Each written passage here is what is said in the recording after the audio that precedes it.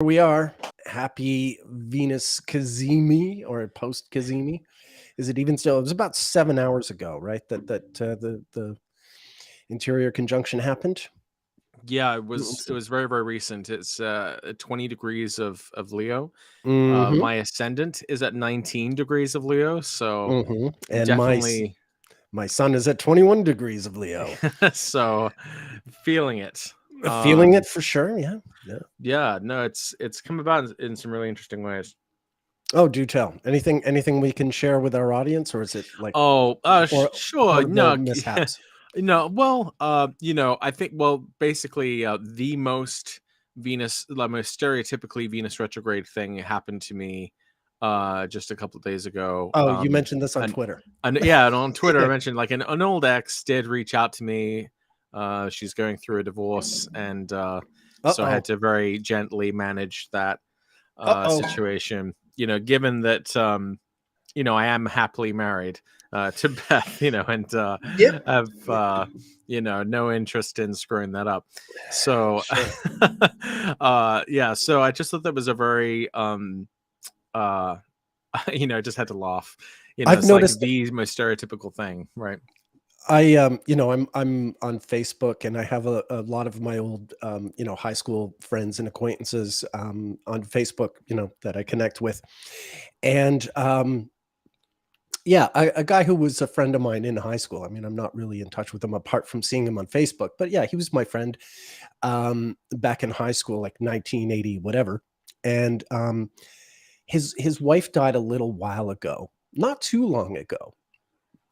4 or 5 months ago, I want to say, and just in the past week, photos of him and another friend of mine who was his high school girlfriend. They, they're like, you can see them together, like they're going out to I breakfast. see. Oh, we had Mm, brunch together, this kind of thing. I'm like, oh yeah, okay, Venus yeah. retrograde. Um, Wow. right, yeah, It's really funny too, because my daughter, she's about to turn 8, so she's in the middle of her. She was born in the Red 5 okay, of 2015, so right, she's in the midst of her Venus return in Leo. She was actually born October 1st, so she's at the end of the sure, time yeah. that Venus was in Leo. But it's really funny because, like, this is sort of what happened with my son when he turned 8, because he was born during a Venus retrograde. So her Venus return so far has been about like this crush that she's had on this neighbor Sweet. boy. Oh, And but the funny part about that is my wife was kind of joking about the fact that because my daughter has like such a profound like 11th house emphasis, that she's kind of like a human talisman for making friends, and like she is the most social Libran, sort of stereotypical sun and Libra in the 11th. Like she just makes friends and gets just charms the pants off people all the time. I shouldn't say pants. That's a terrible yeah, way of putting easy it. now, easy. She charms people very, very well. You're gonna get a lot of Just in the people arrested just in there, Watts. the just in the grocery store, like just everywhere she goes, people always, she just has this ability to kind of strike up a conversation with anyone. And one of the things that my wife and I were kind of struggling with when we first moved here to Michigan is we didn't really know if we would have, I don't know, that we'd be able to sort of find like our people or friends, close to, where we lived. And we had these neighbors next to us, but um, we couldn't really connect with them. And every time we sort of tried to, even just sort of do a friendly wave or something, it just seemed like they had other things sort of going on. We thought, okay, well, that's fine. We don't need to be close friends with our neighbors. But because she started playing with their son, and sort of has developed kind of this little crush on him, that's kind of forced our families to Sure. interact. And so last night, right around like when as the sun and Venus were coming together, so closely in Leo, this like forced us to kind of, we decided, okay, well, let's sort of hang out. So we sort of had a little cookout, and it was really, really gratifying because we actually discovered that we're actually very similar and that we Okay. have a lot in common. And so we like with these like two different tribes who, didn't think Right. that we would be able to mesh, but like here we are, like actually having a really great time. And it's made us feel a lot more like we finally feel kind of welcomed or something. Um, Nice. so Nice. it's really odd how this Venus retrograde has kind of worked out, that our little Venus retrograde, our little red 5 daughter was kind of the catalyst for Sweet. this Yeah. social cohesion, happening between two sort of camps that previously sort of had been at odds. So it's kind of that, on a very small micro scale, the same sort of Venusian dynamic of unification and Yeah.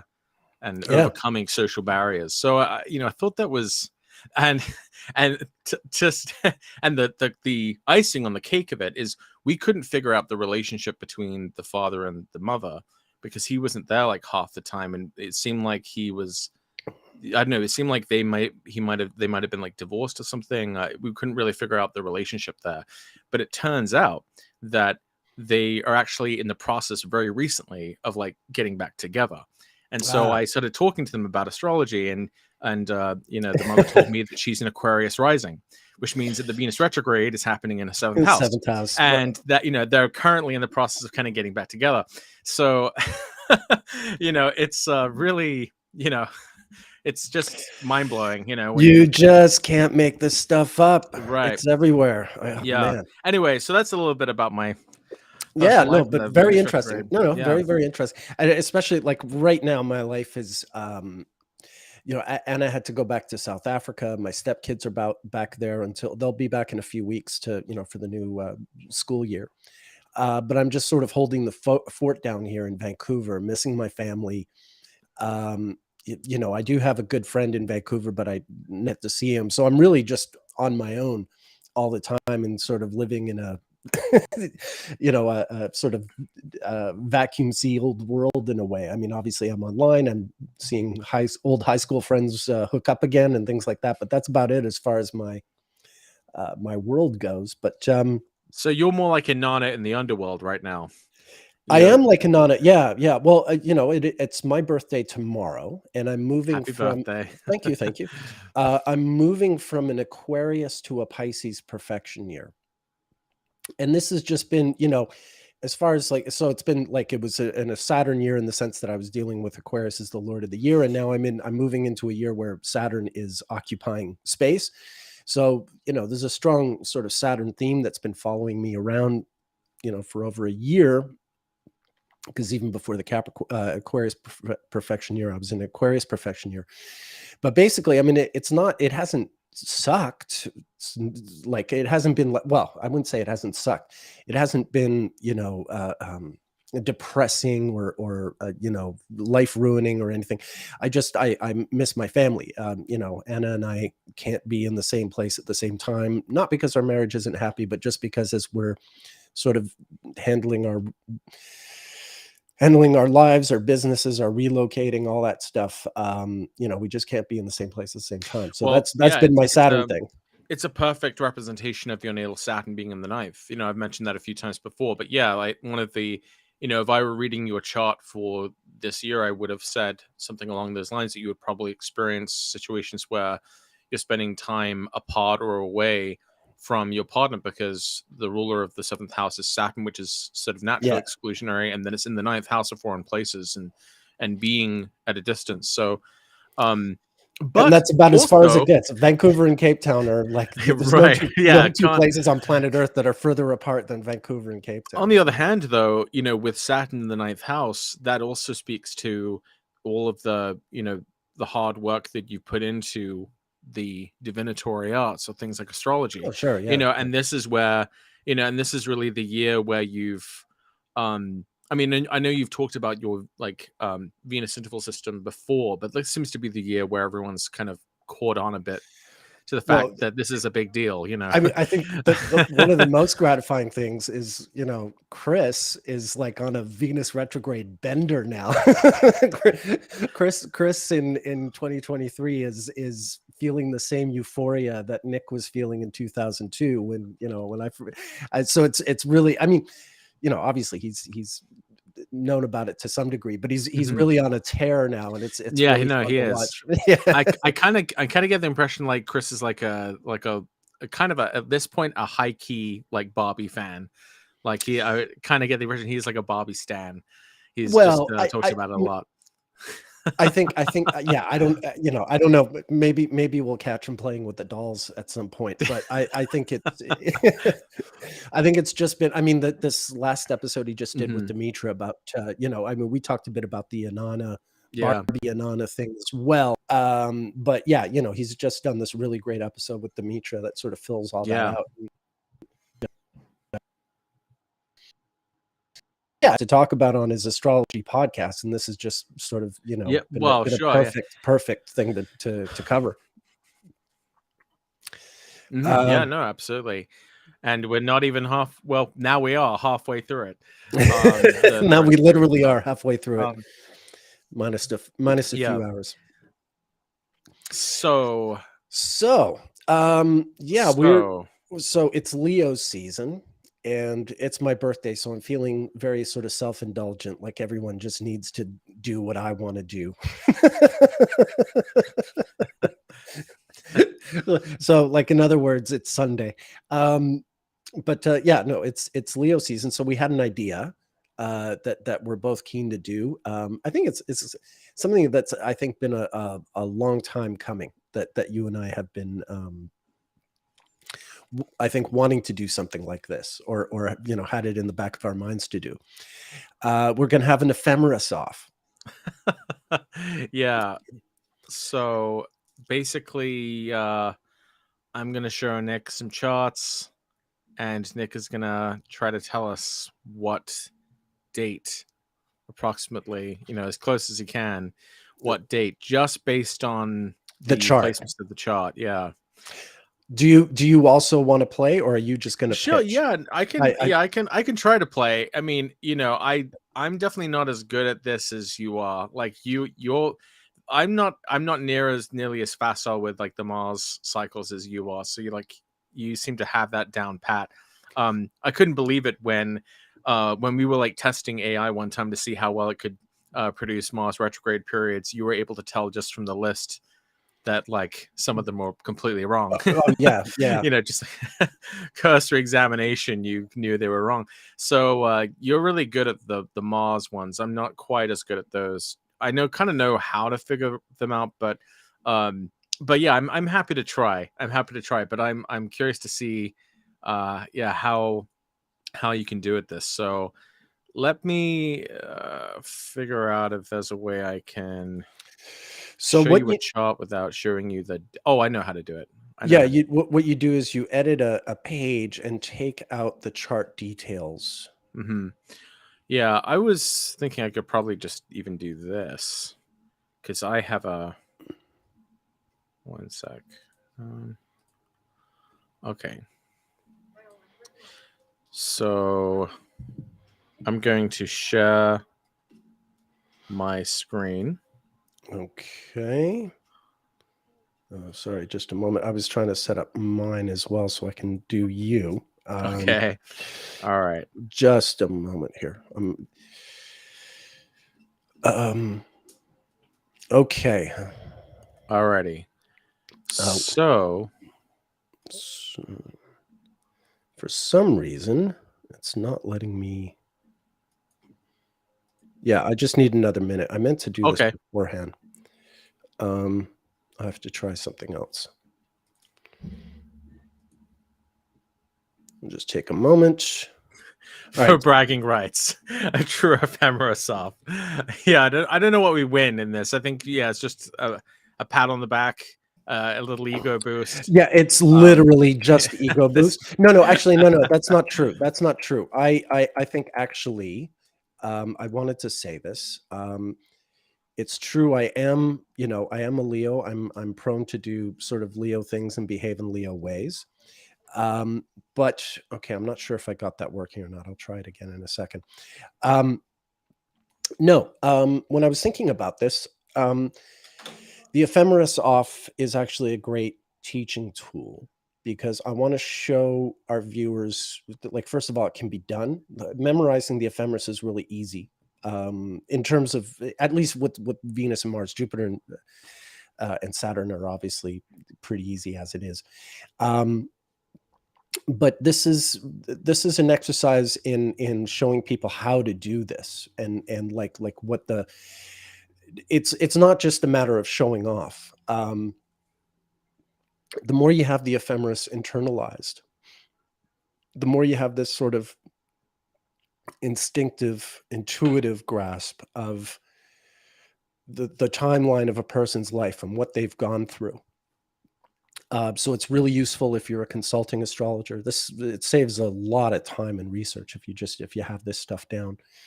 And yeah, and like, I mean, for any kind of astrology you're doing, whether you're just studying your own life or whether you're a consulting astrologer, that like this, having this stuff down really, really helps. It's like a lawyer knowing the law, Yeah. I mean, sure, sometimes lawyers need to go look this up or that up, but it's understanding the terrain in a way, that we're dealing with.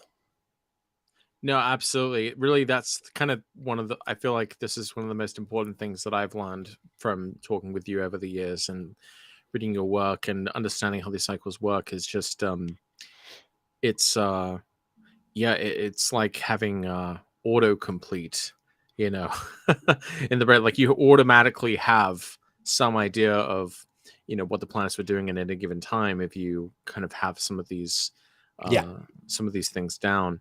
And it Yeah. reminds me a lot of this Veritasium video I watched very recently about the nature of genius and how master chess, not to go on too much of a tangent, but like master chess players are able to remember the chess positions of any game, but they can't remember them when the pieces are arranged in such a way that would not be possible in a real game.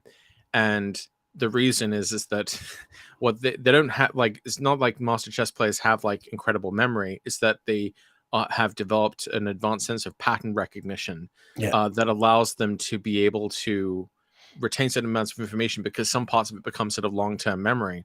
And I feel like astrologers can do the same thing with the ephemeris. Yeah, I don't have a great memory. Yeah, I don't have a great memory. I have a terrible memory. I'm always forgetting people's names and but once you know these patterns, though, that right. and once you and Nick, even though you say you have a bad memory, I mean, you also have a pretty encyclopedic kind of knowledge. So and so that allows you to make cross references between things because yes, yeah, those sure, days, and that's what makes you like a kind of a next tier no, I know, but astrologer. it's a very peculiar. I just want to say, I mean, sure, thank you, but when it comes to like everyday stuff, I've got like a memory like a sieve. You sort of, you have to know, but there's definitely there is a soft underbelly somewhere in my armor of memory. Somewhat of an absent-minded professor, then maybe. Yeah, there's some of that in me. Yeah. Gotcha. Yeah. It's kind of selective. Relate. Yeah. Anyway, so right. let's try to do this.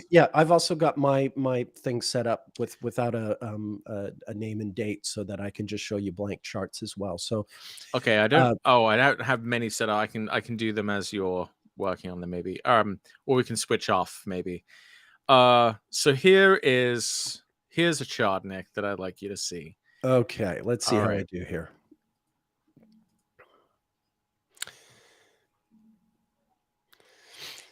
And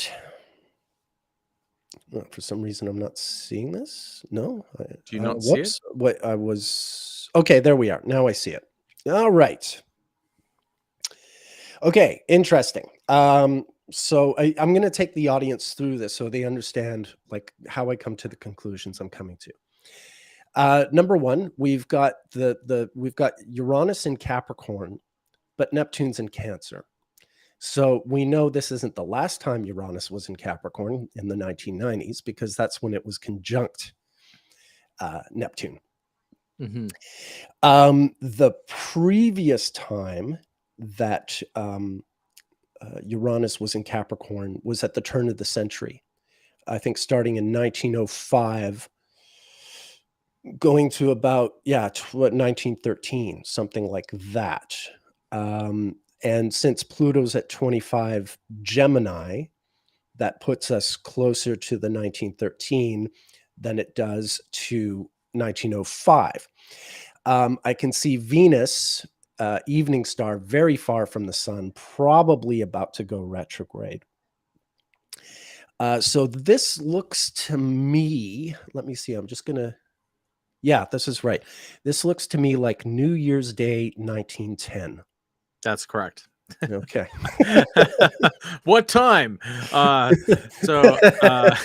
Well, actually, that's pretty It easy looks to like figure it's out noon. too. Yeah, it looks like Yeah, it's noon. yeah, it is noon. Yeah, it's Yeah, noon. yeah. Noon Okay. in Washington, D.C. So Okay.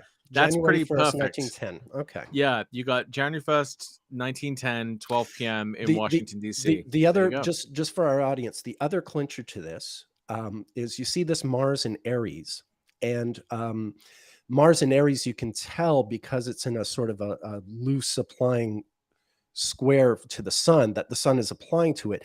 You know that that Mars was retrograde not too long before, and indeed 1909, the autumn of 1909, is one of the few instances, one of like 3 instances in the 20th century when Mars was retrograde in Aries.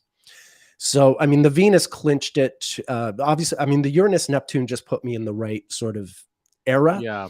The Venus was easy enough. The Venus was really all I needed in the end to narrow it down further than that, because there would be only one red 4 Venus retrograde while Uranus was in Capricorn. But then that Mars in Aries is a real clincher, because that's a super rare transit. You know, red 4s happen every 8 years, but Mars retrograde in Aries is like, yeah, literally it's 1909, 1941, 1988. In 1970, and most recently 2020. and most recently, but that's not the 20th century. In Right, yeah, 1973, there was a Mars retrograde in like early Taurus that went into late Aries. You can, but the exterior, but the opposition was in Taurus, so I don't necessarily think of that as a full-on Mars retrograde in Aries. But anyway, yeah, easy enough. All right, Yeah, next up. pretty straightforward. Pretty straightforward. So you want me to find another one? Yeah, or Okay, do you want to all do right, one? yeah. Do we want to do 1-1-1-1, or do you Sure, want to do me a bit yeah. and then Sure, yeah, we can switch off. we can switch off? All right, let's see Okay. here. First, I have to set up a chart. The chart's a little blurring out of focus, someone said on YouTube. Huh, that's strange. Okay. It's like full size on my screen. I don't know what I could do to make it sharper. Okay. Someone said pattern recognition is a different part of the brain than rote memorization, which is a great observation. Okay. I'll take it. Another person said they saw it fine, so maybe there's just an individual internet connection issue for that person, right. perhaps. Okay. I may have chosen. You chose a pretty easy one for me. Okay. I may have chosen a harder one, in which case, like, you can go really hard on me. All right. Well, I know this is in the 1930s or late 1920s, depending. I'll figure it out in a second. The reason I know that is obviously because we see Pluto in Cancer, so that kind of puts us in the era of that early part of the 20th century. I know that Neptune was in Virgo for a portion of the 1930s, and I know Uranus in Aries, that puts us in the late 20s. So that's kind of the general area that we're in. Now, for being able to narrow down the specific year, I'm not sure I'd be able to use Venus and Mars the way you do for that. So I would probably have to go to Saturn and just count like multiples, knowing that, Saturn was in Capricorn in like 1989 through 1991, and counting back in multiples of 29. So like 1989 minus 29 puts you back to about 1960. 1960 minus another 29, that would put you back to like 1931. We can see Saturn's in like the first third of the sign. So I'm thinking like 1929 or 1930. Now for Jupiter, I know Jupiter was in Cancer in 1955. I just happen to know that offhand because I've seen a few charts in 1955. So we know those were multiples. It did go into Leo later in 55. Right. Yeah. Okay. Yeah. Fair enough. 1954. Yeah, it was in Cancer. Yeah. So 1954 minus 12, that puts you back to 1942. So then 1942 minus 12 put you back to 1930. So I think that this chart is like July 1st, 1930. Very close. July 4th, 1930. Oh, July 4th, 1930. Okay. Yeah. I guess I think I just That's pretty good. did You're no, bad you're rounding on the sun. no, you're allowed 3 days. Like you gave me New Year's Day, which is so easy. Yeah, I chose July 4th as kind of a dirtier trick. The sun moves slower in the northern hemisphere, what we call the summer months. Cancer, Leo, and Virgo. This is the reason why July and August have 31 days. This is because of the perihelion and aphelion of the sun. So the reason why February has 28 days, whereas July and August have 31 days, is the sun actually changes speed, geocentrically speaking, of course, over the course of the year. And therefore, the sun's moving a little less than a degree per day when it's in Cancer, Leo, and Virgo. And so even though like on July 1st, on January 1st, the sun's at 10 Capricorn. And so I knew what I was doing. I knew I was going to throw you off by a couple of days. but really to make this point is that once you get to July, then it's a little more elongated and you can't do a direct transposition of January 1st equals 10 Capricorn to July 1st equals 10 Cancer. Yeah, that's kind of the rule I was going by, was just like a day for each degree for the sun. But yeah, it's a good trick. Yeah. But I mean, look, you're also going to give me some, I'm sure, where I'll be off by well, you were off by 3 days in this case. I'm going to say I want to give myself a margin of error of like 2 days. Oh, and I would also say this is around noon. Yes, it is noon. Yeah. I just went for noon. I wasn't trying to go back. Yeah. It's noon in Montreal, but that's just arbitrary. Right. Okay. I mean, if you were a real sleuth, you might be able to figure out the latitude at the very least from the chart. But we're not gonna. yeah. That's another level. Maybe we do that on another day. That's just really showing off. All right. Cool. All right. So I will give you another one. So let's see. And you said you can go back as far as 250 years. Yeah. You're like, I'm gonna get a little. I know you're gonna start sweating over there. Yeah. I think so. Obviously, I'm a lot more used to the 20th century, but I think I can go back to. I think I can go back to about the French Revolution, maybe American Revolution. Okay.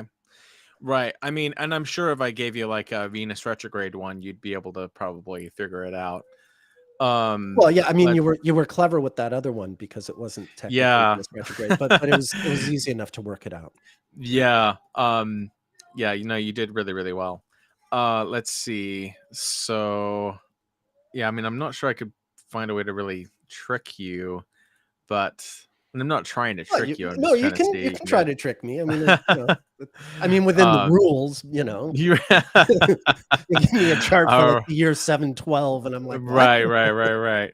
Okay, I'll just give you a really kind of random one. All right, let's try just a completely different time. Okay, so I'm gonna export this. So let's see you break down this one. Whoops.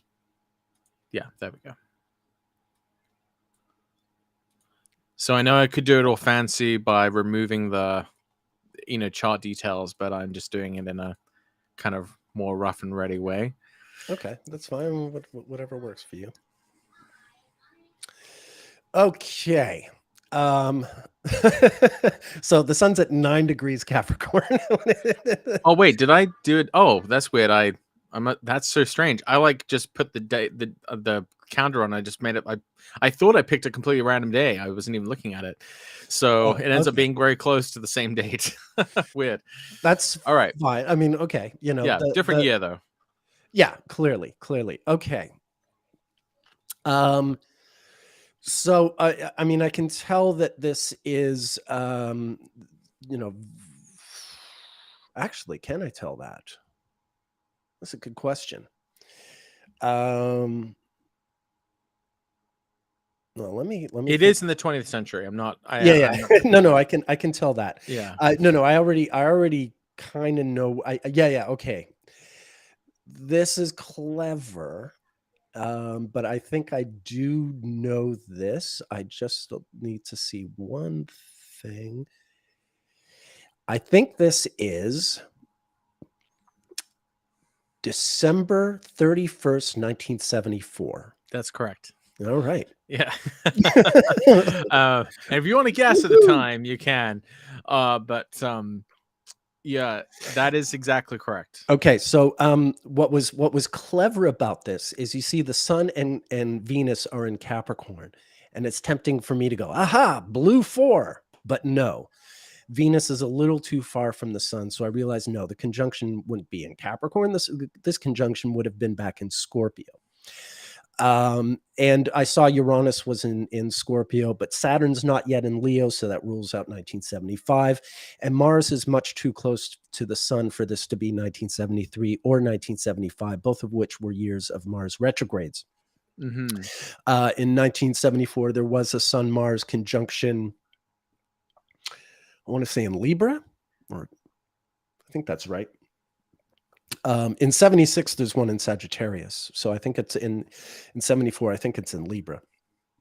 But anyway, Now, you can see Mars and Sag there, the Sun mm, in Capricorn. So you know that not too long ago there was a Sun-Mars conjunction. Maybe it was in Scorpio instead of Libra, I forget. But now, yeah. it's funny because I tried to pick a completely different date, but I ended up just going to December 31st by accident, which was so close to January 1st. But how did you know it was December 31st versus January 1st?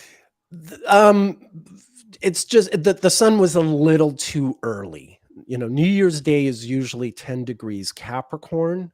Um, it can be 11, but it's not going to be 9. Yeah, because if I were answering this, I probably would have gone, it's either December 31st, 1974 or January 1st, 1975. I don't know that I would have been able to have told the The exact sun, difference just yeah, by looking at it. the sun was just a little too early. But you know, again, I've given myself a margin of error of 2 days. So if I had said January 1st, 1975, I think You would have still I pretty would have much still got it. been Yeah. uh, Yeah. in my zone. Yeah. Yeah, another thing that that might have potentially misled me if I was looking at this is I might have for some reason I think of 1975 as the year that Uranus entered Scorpio, but I forget that there was a portion of 1974 where Uranus was in Scorpio. Yeah. So I might have started with 1975 and I might have had to correct myself after looking at Jupiter and Saturn. But Right. In 1975, Saturn and Uranus are in squares at the end of the cardinal signs, at the end of Cancer and Libra, and they move into a square in Leo and Scorpio right around August, September of 75 during that red 5 Venus retrograde. It's a oh very, wow. very distinctive period there. Okay, so let's get on to your next one. Okay. Let me see here. I wish I could give you 19th century, but no, I'll keep it 20th century for you. I mean, I might. No, I think my margin of error would be larger. I'm not as confident with the 19th century, but Okay. I might be able to figure it out.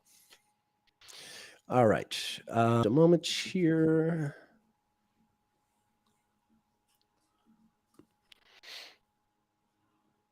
And yeah, if you're watching, and this might just seem like two guys, just uh, Well, it is. stroking Yeah. their egos, but if you could try to do this by yourself as well. If you can look at you can kind of play along, see if Yeah. you can figure Yeah, out what exactly. data belongs to as well. Yeah. Yeah. Contributions are welcome, but no cheating. Yeah, no cheating. All right. All right, so this is So for here me. you are. Yeah. Okay.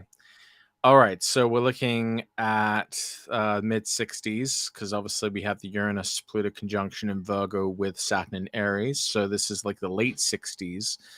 So we're looking at the later half of the 60s. Let's see what else I can figure out here. There's that Mars retrograde, which if I were you, I would automatically know when Mhm. this was. But let's see if I can figure it out.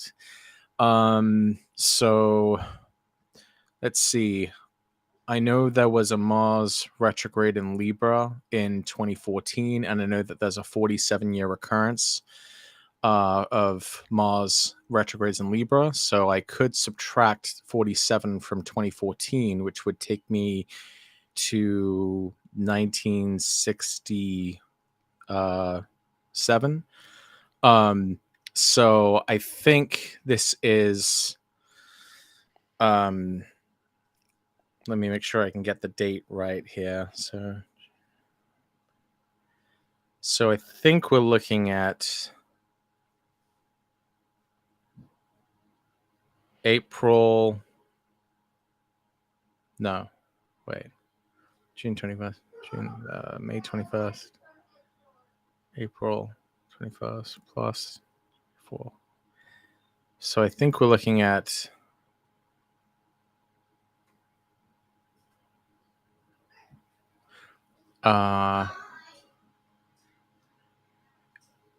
we're looking at April 13th, 1967. Wait a minute. Look at the sun. Oh, wait. Yeah. Wait. I think I'm messing up some of my simple math here. So June 21st. So May 21st, April 21st. So April 21st plus 24. That's going to be that was 10. May 10th. May 14th. May 15th, 1967. Very good. Okay. May. Yeah. Okay. May. Yeah. All right. So I need to work more on the sun, I guess. And that's funny. That's a more regular one. Yeah. I was like, because you did really, annual. Yeah. You did well on everything else. And then I'm like, oh God, don't screw this up on the sun. Right. That's a good lesson for me. So I need to work on the sun. But you can see, so just to sort of explain what I was doing is you know that T-Dale got it right before you did, I think. So well, you didn't have the pressure of being live and no, just kidding. Yeah, I struggled with the basics. But the way I figured out Mars is I just happened to remember that Mars was retrograde in a similar part of the zodiac.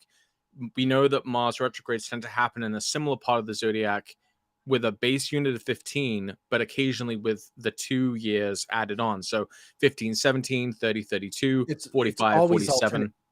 Yeah. It's always alternate sums of 15 and 17. Right. It's 15, then plus 17 is 32, plus 15 is 47. Yeah. Plus 15 is plus 17 is 64, plus 15 is 79. Right. So it's always alternate sums of 15 and 17. 15 and 17. Yeah. Chelsea just asked, why did I pick that date? Totally random. I did, we were doing like January 1st, December 31st. So I thought I would try a 15th of the month. And it was totally random. Everything. I have no specific plans for choosing a date. It's just going to be in the moment, whatever my whim decides. I'm sure it's the same for you. Yeah, sure. So like there are certain numbers that are important to remember for each planet. So, 47 is an especially close return of the sun and Mars to that date. So, once I was able to subtract 47 from 2014, the time of the last Mars retrograde in Libra, that was what put me right in a more specific year, even though I could tell just generally from Uranus and Pluto and Saturn that it was like late 1960s, because I was going like 1968 or 1967, but I remember like 1968. In 1968, we had that, and I say that like I was around, that was the year of that, like, was there a solar eclipse, I think, in Aries? And there was like giant pileup in Aries, and that was right around the time that like MLK Jr. was Martin Luther King was killed. And so I always kind of remember that like bundle of planets in Aries, was like that spring of 1968. And so I kind of saw that was like a little ahead of the chart I was looking at. So I knew, okay, so probably before March 1968. So that was kind of those are some of the other techniques I use. So there are certain like charts and anchors in time I kind of remember, where to go backward and forward from, and certain charts I've seen before. And certain events I know that happen in the news, that those things kind of help sometimes remind me of where I am in time. Do you do the same thing, Nick, or is it all math? It's like a it's a web of stuff. It's connections. It's it's connecting with events, but also I have it down quite well abstractly. Yeah. All right. No, I was Nick, born in 1968, not 67. Oh, but you're talking about 1960. Okay, sorry. Also, we are going to give you we're going to give you one that's a bit further back. Nick, are you all ready? right. Okay. It's a bit further back. I won't right. specify just how far back, but it is a bit further back. So let's see. Yeah, this is the. I'm trying to challenge myself here. I mean, I kind of this know is it. a bit of a challenge. Yeah, Okay. I'd say. Yeah. Now there will be. I think I'll give you one. I'll give you one little thing that might help you. That might help you. Okay. Okay, or maybe it's too easy. I can't quite tell, but let's see how you do with this. All right. You can always make it harder the next time. You can ease me into this. All right. So, okay, here we go.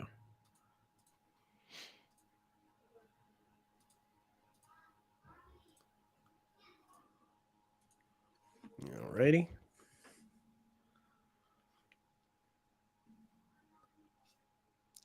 For some reason, I'm not seeing it. Should see it this time. Okay, momentarily. this time. Okay, now I see it. Okay.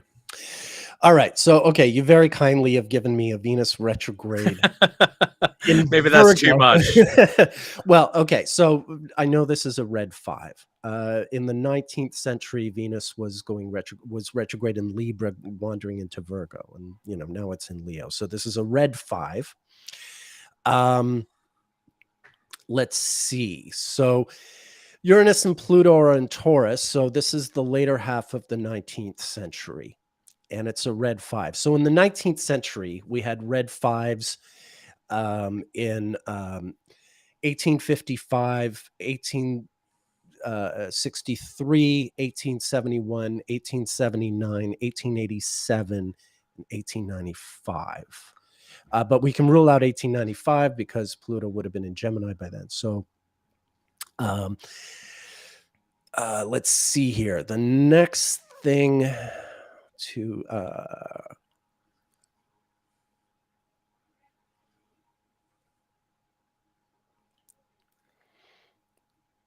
okay, hold on. I'm getting there, I think. Yeah, no worries. Yeah.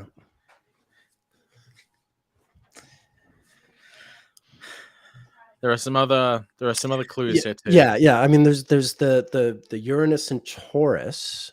Mm-hmm. Oh, so of course. So this is this is before the 1860s. Oh, okay. I know when this is. All right. I am going to say, God, I hope I'm right. No, I know I am. I know I am. This is, I'm going to say October. No, not. I almost said 31st, and that's ridiculous. The sun would be in Scorpio then. This is, I'm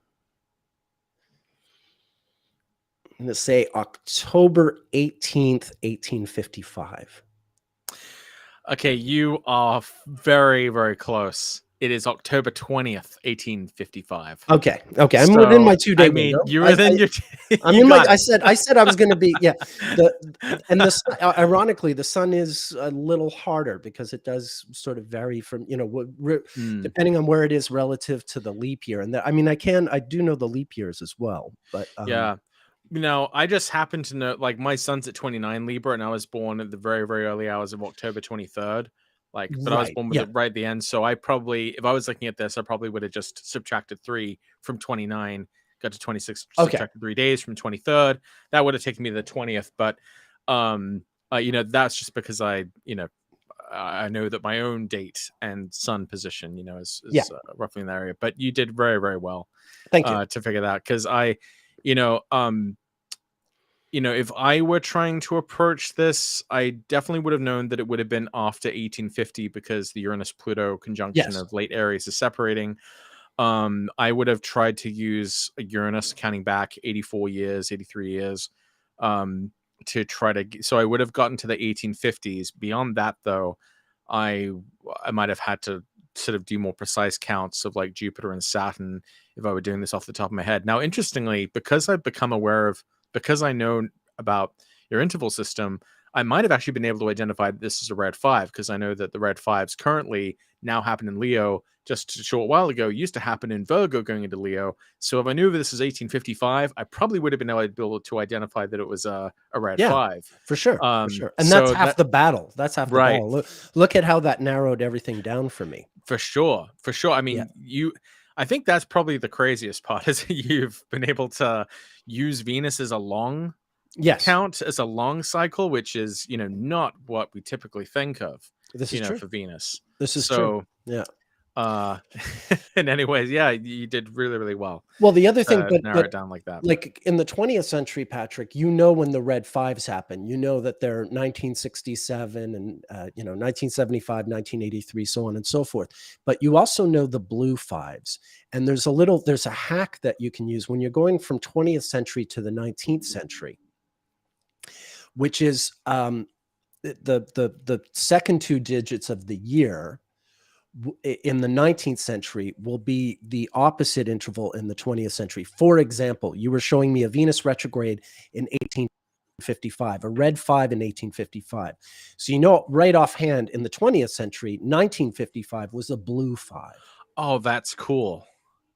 Right. What's the You math were of born. that? How does why? It's because it's an 80-year cycle, and then when you get to 100 years, you're just like it's it's another cycle. Yeah. Okay. So All and right. this is my hack. This is how I can go back to the 18th century and beyond. It starts to get confusing when you're in like the 1500s or the 1400s, and you're like, whoa, how can a red 3 be happening in December? But like Yeah. just going back a couple of centuries, you can do it. You can just it's very easy math. You're born in 1987 during a blue 5. If you go back to 1887, it was a red 5. Simple as that. That's good. Simple as That's good that. to Yeah, know. yeah. That's cool. I wonder if there are other like calendrical hacks that might be available for memorizing some of these. I I mean, wonder if there's Venus, other ones out there. yeah, Maybe AI could figure them out. Venus is just the easiest because it's so Yeah, simple, straightforward, and so it just regular. changes enough so that if like at least to do like 3 centuries, it puts you in the ballpark. Right. Yeah. Yeah, the main units I try to remember for each of the planets are um like Mercury, I remember, is every 20 years. It comes back to the same place. So that sometimes can be useful because um there are just certain retrogrades that like stand out in my memory. So for example, I know that there was a Mercury retrograde that went from Scorpio into late Libra in November of 2000, October to Mm, November of 2000, because of the 2000 election in the right. US and everything that happened with that. So then I automatically know then that 20 years earlier, in October to November of 1980, that there would have been a similar Mercury retrograde that occurred a little further along in Scorpio back into Libra. And you can kind of use that. The other thing to remember with Mercury retrogrades is that they happen in the same part of the zodiac every like you can almost break that 20-year cycle down into 3 chunks of like 7 plus 7 plus 6, or 6 plus Mhm. 7 plus 7, or 7 plus 6 plus 7. Because that's when one arm of the Mercury retrogrades will, because you get the 3 Mercury retrogrades that kind of shift backward through the zodiac, through time. So you get like the one that happened in the one that happened in 2000 also happened in Scorpio to Libra in 2006 and in 2007, and then it also happened in that same part of the zodiac 6 to 7 years after that. So you can roughly have an idea of, I guess, the Mercury elemental year you're in, or where Mercury retrogrades are due to happen in that same part of the chart. So sometimes that can be useful for kind of just tracking those those events. Obviously with Venus, we've talked endlessly about the 8-year cycle and the larger applications of that. Mars 15, 17, 32, 47, etc. Jupiter 12, Saturn 29, 30, 58, Uranus 83, Neptune 165. Something kind of cool about Uranus and Neptune is Neptune travels half as far as Uranus. So you can, they kind of have a 1 to 2 ratio between each other. So it becomes pretty easy to know where one is. If you know where one is, you can roughly have an idea of where the other is. Yeah. Um, Yeah. Someone asked earlier if we can do this without the Trans-Saturnians. all right, hard mode. Yeah. We have to work our way there. I mean, I think everyone can see that we're not merely looking at Trans-Saturnians. They are sort of anchoring us in an era, and then we use other planets to sort of narrow it down. Yeah, I don't know if I would have gotten the 1855 one without the outers. Some of the 20th century's ones I can. Well, the Venus retrograde at 29 Virgo. That see, you would have gotten that. You might have gotten that still. I would have known it was a 19th century one, but it would have been hard to figure. Well, maybe with Jupiter and Saturn. I don't know. I would have had to think harder. Let's put it that way. Shall we try? Not yet. Not yet. Okay. Let's work our way there. Right. Let's work our way. We're going to make it harder and harder. You started me with a nice, easy one. I'm about to give you the hardest one I've given you so far. Cool. All right. So, without further ado. Okay. And there we are. Okay. So maybe this is too hard. I'm realizing this might have been too hard. All right. So we're obviously looking at a time which is early in the 20th century, because this is not long after the one I just gave you from 1910, where Uranus was opposite to Neptune in Cancer. We got Pluto in Gemini, so we know we're like prior to 1914 or so. Yeah. Because we know that Pluto ingressed into Cancer at the beginning of the World War, which was it made 3 ingresses into Cancer, and the one for the World War in 1914 was the third of those ingresses. But it's kind of like now, like the way Pluto's been going in and out of Aquarius now. But anyway, that's just an aside. Keep going. Okay, so we can also see that Uranus recently made an ingress into Aquarius. So we know Uranus is an 84-year cycle, and I believe Uranus ingressed into Aquarius around 1996. Because we know it ingressed into Pisces in 2003, which so 7 years earlier would have been around 1996. So 1996 minus 84 is go gadget math. 1996 minus 84, that's going to be 12. So around 1912. And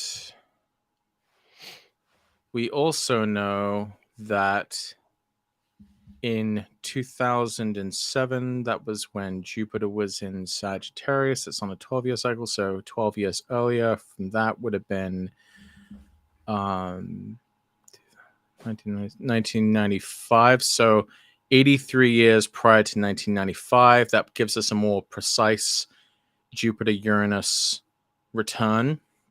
So that would be... So 1995 minus 83 would be 7, 8. So actually that puts us... Wait. So I think... I mean, I could probably... There might be some other ways I could figure this out, but I would think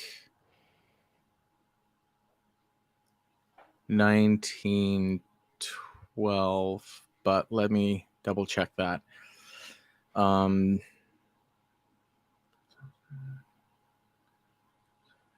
19, 20, 40. Yeah, I keep coming to like between 1910 and 1912. Just off the top of my dome. Now, if I were to try to, I don't know if I could be able to use Venus and Mars to do this. I know that there was a Mars. Oh, wait a sec. No. Yeah. You're on. I can see the wheel turning. Shit. Okay. So there would have been a Mars retrograde that occurred from Gemini into Taurus. And there was I think I'm a little stumped on the exact year, but I might try to struggle through this. I don't want people to be watching this, just watching me struggle through this. But right. let me think. So I know there was a Mars. Oh, wait a sec.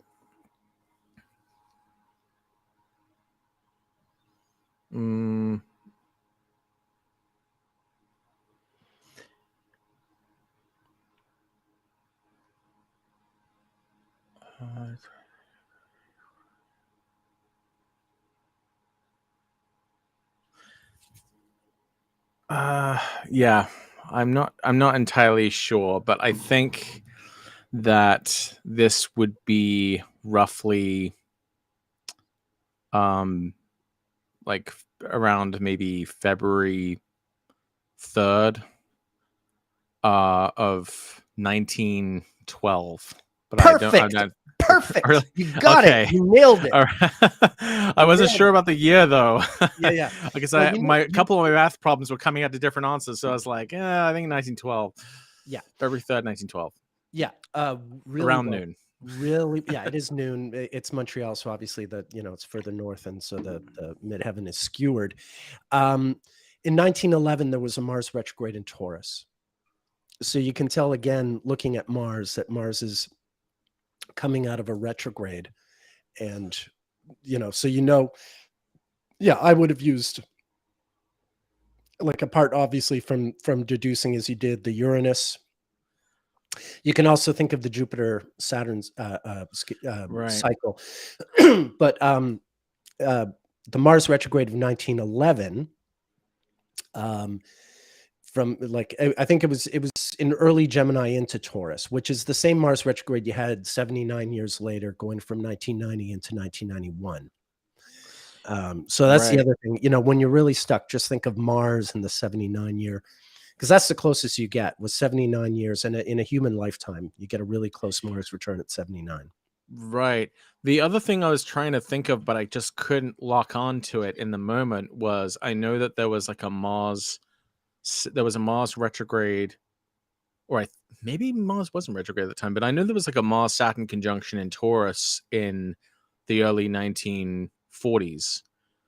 Yeah, 1941. 1940, there was a Mars Jupiter Saturn conjunction in Yeah, Taurus, right? yeah. Think And Bob Dylan's chart has that, like this big. He's a well, I was Gemini, but with thinking of massive Taurus stellium.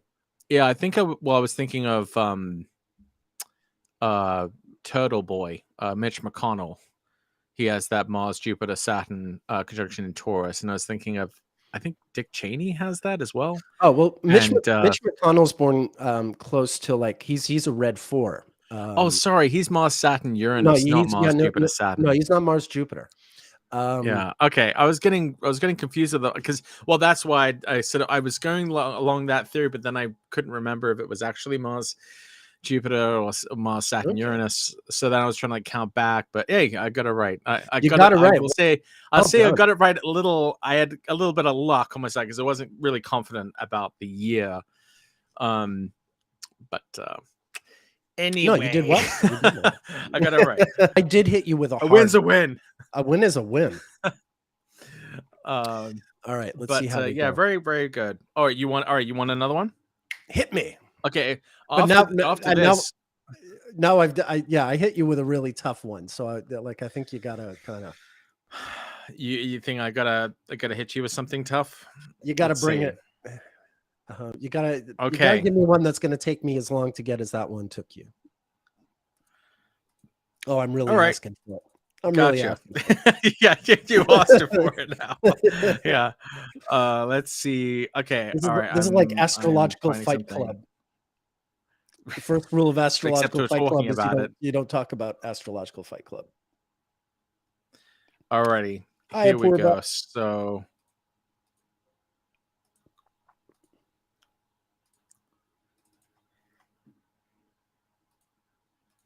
here we go. All right. Hit me. Do you see it? Nope. But I think this is just this. Oh, there we are. It just takes me a minute before I see it. Okay. All right. Well, Pluto and Pisces. Yeah, so this is like Napoleonic era.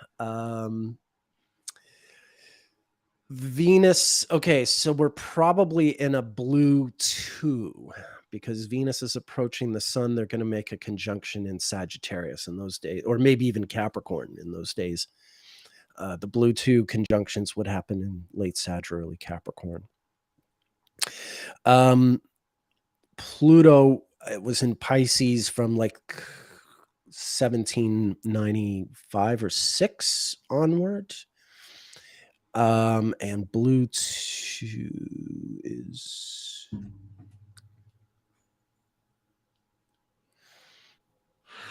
hold on.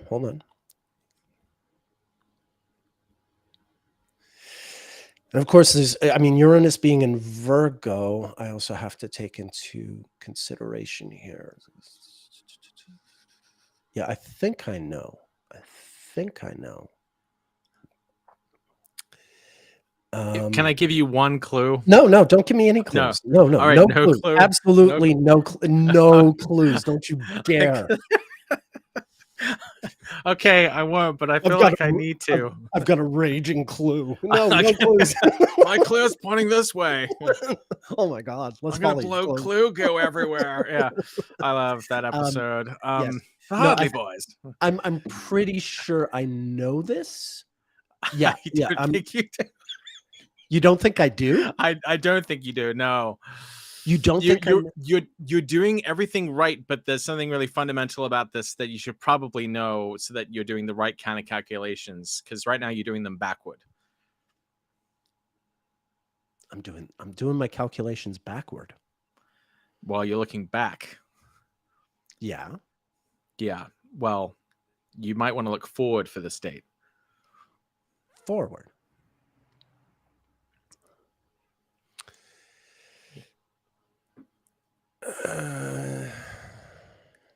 It's a future date. Oh, you're giving me a future date. I thought you were giving me like, I know that's why I felt like you should probably know that parameter. I don't know why are you giving me future dates? I don't know the future. No, well, that's why you said hit me with a really hard one, so I thought I'd give you a future date. Oh, no.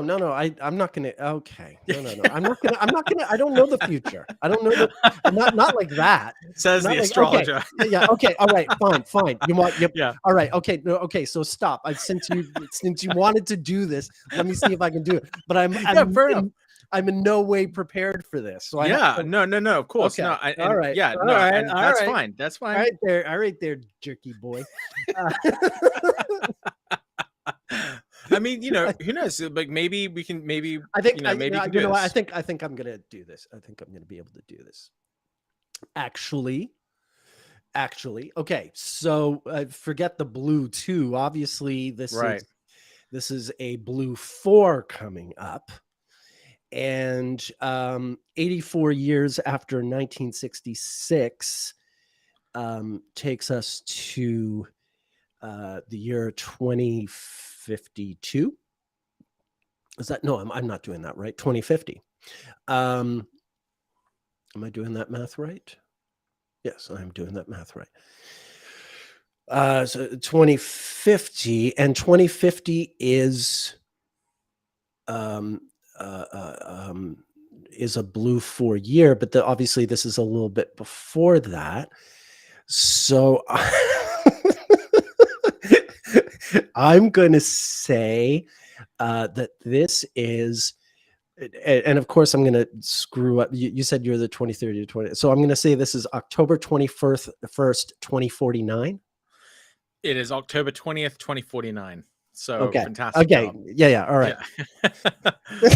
I didn't know you were going to pull that. I'm all thinking like Napoleon, and I'm like, okay, because I almost said 1806, which was a time when Pluto was in Pisces and Uranus was in Virgo, but the Neptune should have thrown me off, but I wasn't thinking about that yet.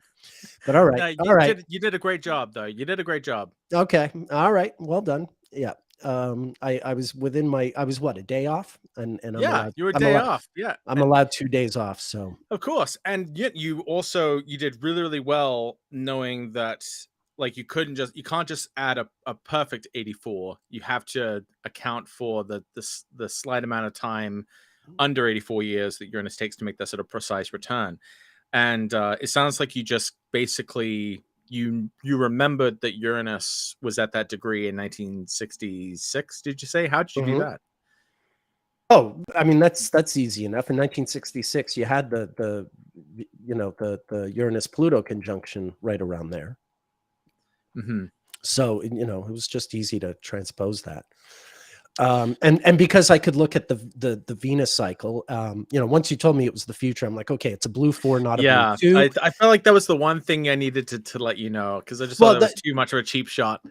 yeah, But yeah, you no, there you was did no way. you handled like a champ though.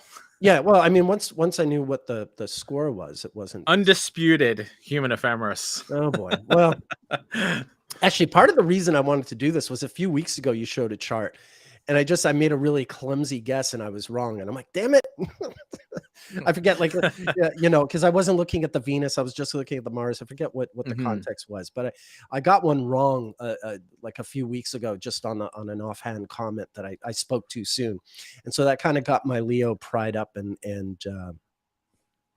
okay, real Darko Arts as being a smart aleck here. God mode. What years will What years the will a thema Sigma Mundi Mundi take take place? place? Yeah, yeah, I think yeah. All right. someone figured this out. I think Yeah, but not off the S.J. top of my head Anderson. for crying out You loud.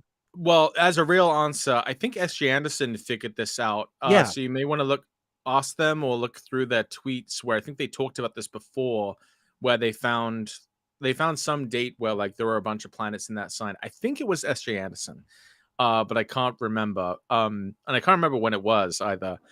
But yeah, so someone said this is going viral on Skeptic Twitter. Oh, same guy, Real Dark Arts. Um, Okay, cool. that's pretty funny. Well, hello to anyone Hi, watching. skeptics. Look, I mean, this approach to astrology, we're just doing astrology as the calendar system, and even the skeptics can't say astrology isn't a calendar system. They can call it a pseudoscience, they can call it mumbo jumbo, they can call it any name they like, and there's not much of a defense, but they cannot say it's not a calendar system. There's nothing pseudoscientific about astrology as a calendar system. Right. I mean, Okay. and and what we're doing here is just basically like it's Yeah. basically a bit of math, which like Yeah. literally, anyone can do. Yeah. Yeah. I mean, there's a little uh bit of math. It's more, regard yeah. Yeah. It's knowing the math of cycles, and yeah. And and a little bit of knowing the behavior attention. of these planets. Yeah. Um All right. So where are we now? I was also going to say if you're looking, so sometimes there are certain you're not just looking at when planets return according to their own position, but you can also remember the units of time which are associated with certain planetary pairs. Yes. So obviously there's a bunch of those with Venus. You want to take us through some of those, Nick? So Venus Jupiter pairs recur every roughly 24 years. Venus Mars pairs every 32 years. Venus Mercury pairs every 40 years. And Venus node pairs every 56 years. And I think there's also kind of an 88-year pattern with Venus and Saturn. Like you'll get Yeah, pretty much. I mean, it's kind of rough, the It's a further little out you rougher. go. Yeah, it's a little rough, but it's not as perfect as the others I just listed. But yeah, there is that as well. And then with some of the others, there are some shorter ones and longer term ones like Mars and Jupiter, I think, like have a 190-year cycle. So it's kind of a long one, but 190 years, Mars and Jupiter will be really close to the same positions they were. Mars, what's some of the other ones? I forget Mercury-Mars. Yeah, Venus Jupiter, that's the 24-year one. Obviously, yeah, the nodes are 19 years. So that's kind of an interesting one. That you said the Venus meets up with the nodes every 50. 56. At 56, you get a Venus node return, and I'm really interested in that one these days. Lincoln and Hitler, both died like not long after their 56 birthdays, and then Lyndon Johnson and Richard Nixon won their like big election victories. When what am I saying? when they were turning 56. Well, So or they that's were, I mean, not actually, I should qualify that. Nixon's bigger victory was in 72, but when Nixon was elected president in 68, he was 56. Or by the time he was inaugurated, he turned 56. His birthday happened just before his inauguration. And Lyndon Johnson was elected in 64. Not when Kennedy was shot, he was still 55. But by the time he was elected in his own right with a big election victory in 1964, he was 56. So that's really interesting because it means that someone, like, say, well, I guess what that means is that around 56 then is not just when you would be having a Venus return, but also when the eclipses that you were born under would kind of be repeating the sort of initial configuration at your birth. Now, there might be like a different Saros family or something, but it would still be, similar geometry. Yeah. If nothing else, I mean, even like, I mean, the eclipses can be, like you say, like depends where you fall in the eclipse cycle, whether it's the same Saros cycle or not. But at the very least, like it's really remarkable when you see charts where Venus is somehow configured to the nodes, like either conjunct one of them or maybe at the bendings. Because then that 56 return, it's going to be kind of like you're going to see that aspect come alive in some way. Right. Yeah. Yeah, that's I mean, and honestly, that's a really practical thing that I do all the time with clients is, if I really want to, and if you're watching this, you can do this with your own chart as well, is if you want to understand what a given placement in your chart is about, then you just look at when that planet in that house is doing the same thing that it was doing at the time of your birth. So if you were born, for example, with like Mars retrograde in the 10th house, you want to check out Mars retrogrades that have occurred in that sign, in that part of your chart. And what happens to you in those periods often speaks to the meaning of that placement. So, the personal meaning, the personal meaning. Sorry to interrupt you, but no, feel free. You're absolutely right. I do this all the time with clients as well, because without the context of a person's life, you just have the archetypal language. And I don't mean to like undersell that. That's a lot. Right. But every chart needs to be customized to an individual person. The planets go from just having these broader archetypal meanings to these more like really sort of specific indicators that are more or less unique to the individual. Or at least have a unique relationship to the individual. And so when you explore their past and you explore past sort of planetary cyclical phenomenon and other things like that, then yes, that's exactly, I always tell clients, before we look ahead, we look behind a bit to really just sort of get a sense of what the planets mean to you, and not just to like any old person born on such and such day and what have you. Right. Well, I also find it makes like if you're kind of sticking to sort of the cookbook interpretations, it's not going to land quite as hard in someone's own mind. For example, if you see someone with like Mars retrograde in the 10th house, that could describe someone who maybe comes into periods of contention or hostility with authorities or bosses in their life. But I had a client years and years ago, and I hope they don't mind if I share this story. I'm not obviously really revealing any details here, but they had Mars retrograde on the midheaven, and it turned out that when Mars went retrograde over their midheaven again, as it was at the time of their birth, that was when they actually launched this lawsuit against their employer for sexual harassment. Brilliant. And that I think being able to reference like an event like that in their life, that important, really hits much harder, and it hits different than just reading about sort of conventional interpretations of Mars retrograde in the 10th. Like it's like, no, it's like when you took a stand for this injustice, it's far more significant, profound, really, than absolutely you'd get just from reading the interp. But yeah, and you see that all the time. All right, are you ready? Yeah, okay, maybe like one more. I'm having a ball. I'm sweating bullets here, surviving each one of these. All right, okay. All right, so this is well, this is like late 40s, no, not early 50s. This is late 40s because no, actually, wait a sec. No, this is the early 50s because Saturn is coming up to the conjunction with Neptune, which occurred in 1951, 1952. You get, in fact, I would say this is like between 1950 to 1952. So let me narrow it down further. There's a Mars retrograde in Scorpio that potentially started in early Sag, but more than likely just occurred within Scorpio. Not when it's at mid Scorpio. It didn't go the whole. Anyway, okay. Sorry. Yeah, no, thank you for that. So let's see. I think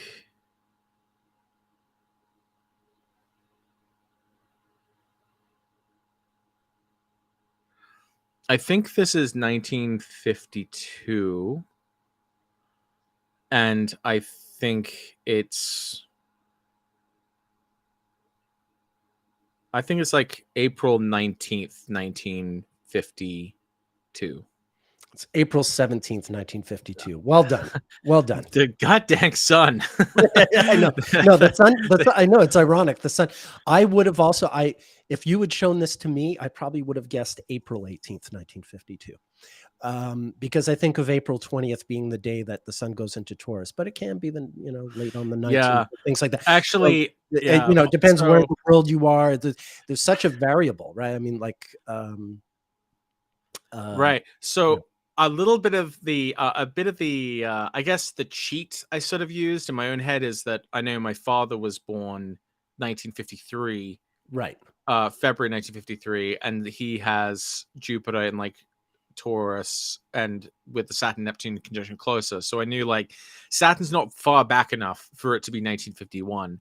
So that's how I kind of knew it was 1952. If I didn't have his chart in my memory to be able to reference, then I would have had to have figured it out by like counting back. You would have figured you would have figured it out by Venus, because read 5 years. So there's no way when the sun was in Aries that Venus would still be a morning star. 1951, an Aries sun would have an evening star Venus, and I think you would have figured that out. Don't sell yourself short. You would have. No. I wouldn't. I would have figured it out. But I was able to use a pattern that I'd already memorized in order to kind of narrow it down, further and quicker. Sure. And so, I kind of have various like touchstones, certain charts that I remember from family or other people that I've studied a lot, or other charts or events that I kind of associate with certain transits. And so those kind of all help me narrow it down. But when it comes to Venus, I feel like I would only really be able to use, at this point, at least. I mean, I may still develop this, but it's easier for me to use Venus as the way to narrow down the time if I can see that Venus is retrograde, or I can see that Venus is conjunct the sun. Then I can think in those 8-year intervals or 4-year intervals. I haven't quite gotten to where you are, where I can actually just look at the the sign. You're kind of there. You could see I'm Venus, almost there. You could see Venus was approaching the sun to an exterior conjunction, that there would be a blue 3 conjunction in early Cancer. Well, I knew there was a red one in 1953, so I knew that was necessarily preceded by the blue. Purba's trying to get us to talk about 1999, and I'm happy to talk about 1999, but I really want to do some more of these first. Or at least one. Are you bored of this yet, Patrick? You seem to be. That's probably my last one. But if you'd like to do one, and I will stick to the 20th century. Or no, you can give me a 19th or an 18th. If you want. I would do another future one. Just don't do a future one. That was. I mean, that's fine. You did it though. But I had to know. I had to know it was the future. Otherwise, I would have been. You would have it's like a robot short circuiting. I would have does not compute. Does not compute. Okay, so I will admit this. I will admit that I am keeping. I'm going to keep it to the 20th century, and you're going to find out why I'm keeping it to the 20th century when I share the chart.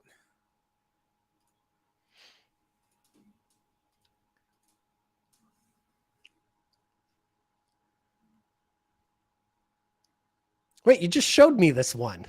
Oh, whoops. Sorry. Yeah, wrong one. Wrong one. 1 sec. Thank you.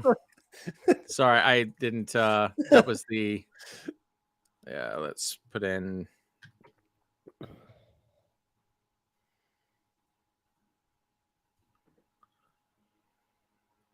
Okay. Let's try.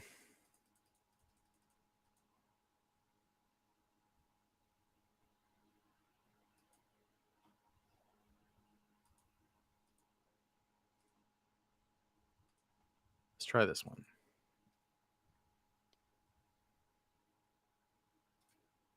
Sorry for everyone waiting. Okay. Hurry up, Patrick. All right. Let's see. Here we go. So no Transsaturnians. No outers. Is that what we're doing? But it's the 20th century. Okay, I will give you that. It's the 20th century. Okay, so we're okay. I can't see it yet. That takes a minute. Oh. For me. No, it's okay. There we are. Okay. No Transsaturnians, huh? But it's the 20th. It is the 20th. So yeah. Okay, no, I can already. I mean, I can see we're in a blue 3 here. So we're in a blue 3, and it's like a later blue 3. It's a later blue 3. You can tell because by the time I was born, I was born in a blue 3, but by the time I was born, the Sun Venus conjunction was happening like in early Cancer, like 8 or 9 Cancer. And this one looks like it's going to happen at the very end of Cancer.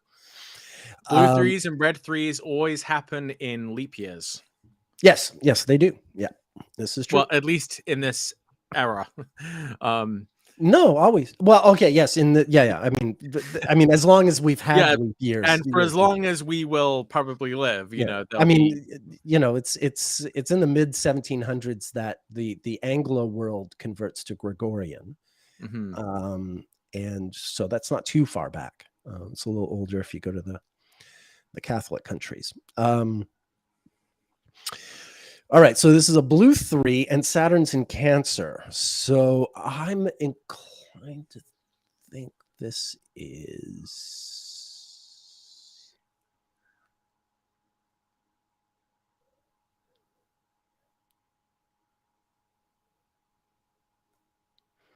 Yeah, I think I know. Look at you. You're having a ball. I think you're gonna get it though. Yeah. No, I'm good. I'm pretty close there. I mean, the thing to go on obviously is the Saturn in Cancer. Right. Yeah, that's what I would do. Yeah. So it's the 20th century, and blue 3s in the 20th century. The first one was 1904. The next one was in 1912, which is what I'm leaning towards for this. And yeah, because by 1920, Saturn is way past Cancer at that point.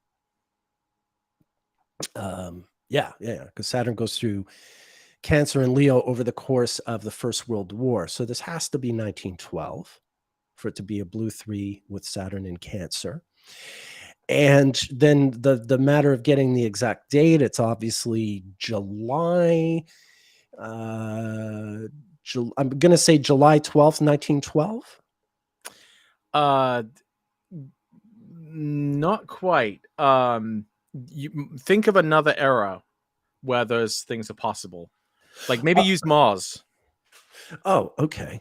Oh, I'm that off. I've got okay. All right. Well, no, that is hard. If I had this, I would be.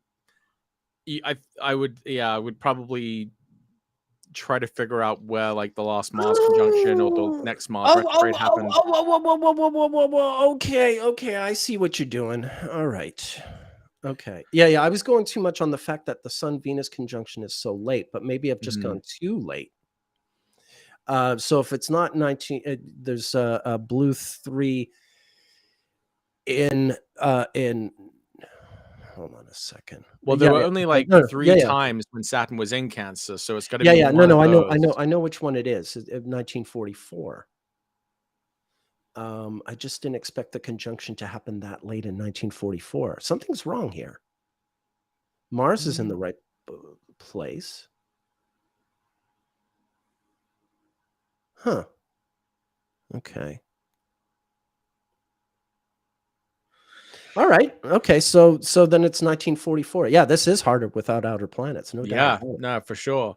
For sure. If Yeah. yeah, because if I were doing this same thing, I would without the outers, I would have to You would have try to to figure yeah. out where the last Mars conjunction happened and try to figure it out that way. Because Right. obviously you can use Saturn to kind of narrow it down to one of those 3 areas of the 20th century where it happened, and then use Mars. Well, and your instinct is good with Venus, but you need Yeah. like one other anchor. Well, but the thing is, Mars in 1912, like I said, in 1911, you had a Mars retrograde in Gemini to Taurus. Hmm. So it even like at quick glance, it doesn't seem like it could still be kind of 1912-ish.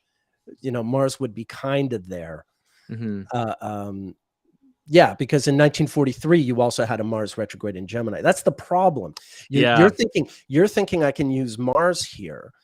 But 19, yeah, but in this case, Mars is not quite the service that it is. But what threw me off is the Sun Venus conjunction being that late in 1944. I guess it is. I guess it is, but So that does kind of surprise me. your thought is what is your kind of final answer? My thought then is uh, July. I'm gonna say July 12th, 1944.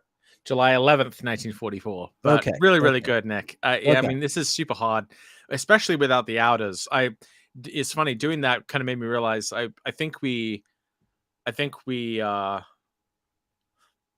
there's a degree to which one can almost over rely on the outers for kind of getting some of Yeah. those timing things. If But I wasn't sloppy, I could have looked at Jupiter and the nodes more closely and really given yeah, if I true. thought it, taken as long as you did with 1912 and Yeah.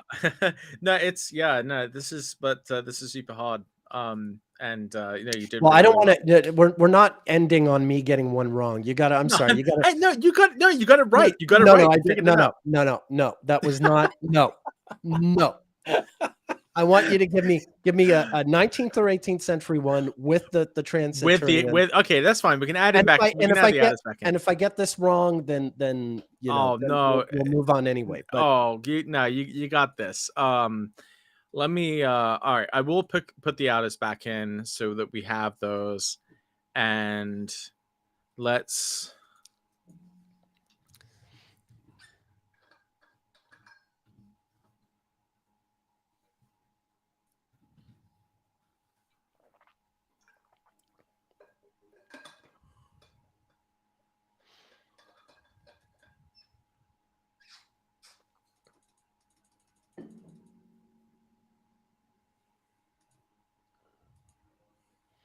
I'm doing my okay. little waiting for a I chart think dance. I think you will like this Screw this one. up royally. No, no, I think you'll like this one. Okay. Don't go easy on me now. All right, here you go. I won't have it.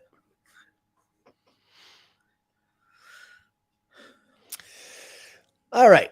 Okay. So Pluto's in Taurus. So it's before 1888, but after 1851, somewhere in the middle of that. Uranus in Cancer. So we're talking about the 1870s. Yeah, for that, this will be like the early 1870s.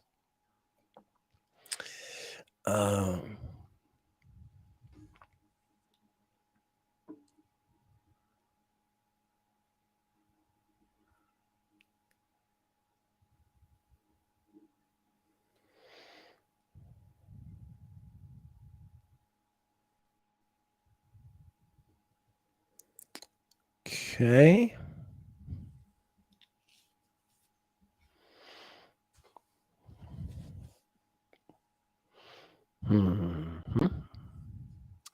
Just need to think here. Jupiter in Aries, Saturn in Scorpio. Oh, wait a minute. Wait just a darn minute, mister. I think I know what you've just done. Yeah. I think I get your little game here, sir. I think I know what you've done here. Yeah. Okay. This is exactly 100 years before my birth. Yes, it is. Yes. Okay. This is August 14th, 1868. That's correct. Exactly correct. That's too easy. No, it's not easy. It's in the 19th century. Oh man, you just gave up. You just gave up. No, I didn't give up. No, I didn't give up. I gave you a good one. I thought it was a fitting one. Fair enough. Thank you for indulging me with it. This was great fun. I think our viewers enjoyed it. All right, cool. Now, if I was doing that, I would have noticed that the Saturn-Pluto opposition was separating across Scorpio and Taurus, and that would have clued me in that it was like between 1866 to 1868, because I did this big study of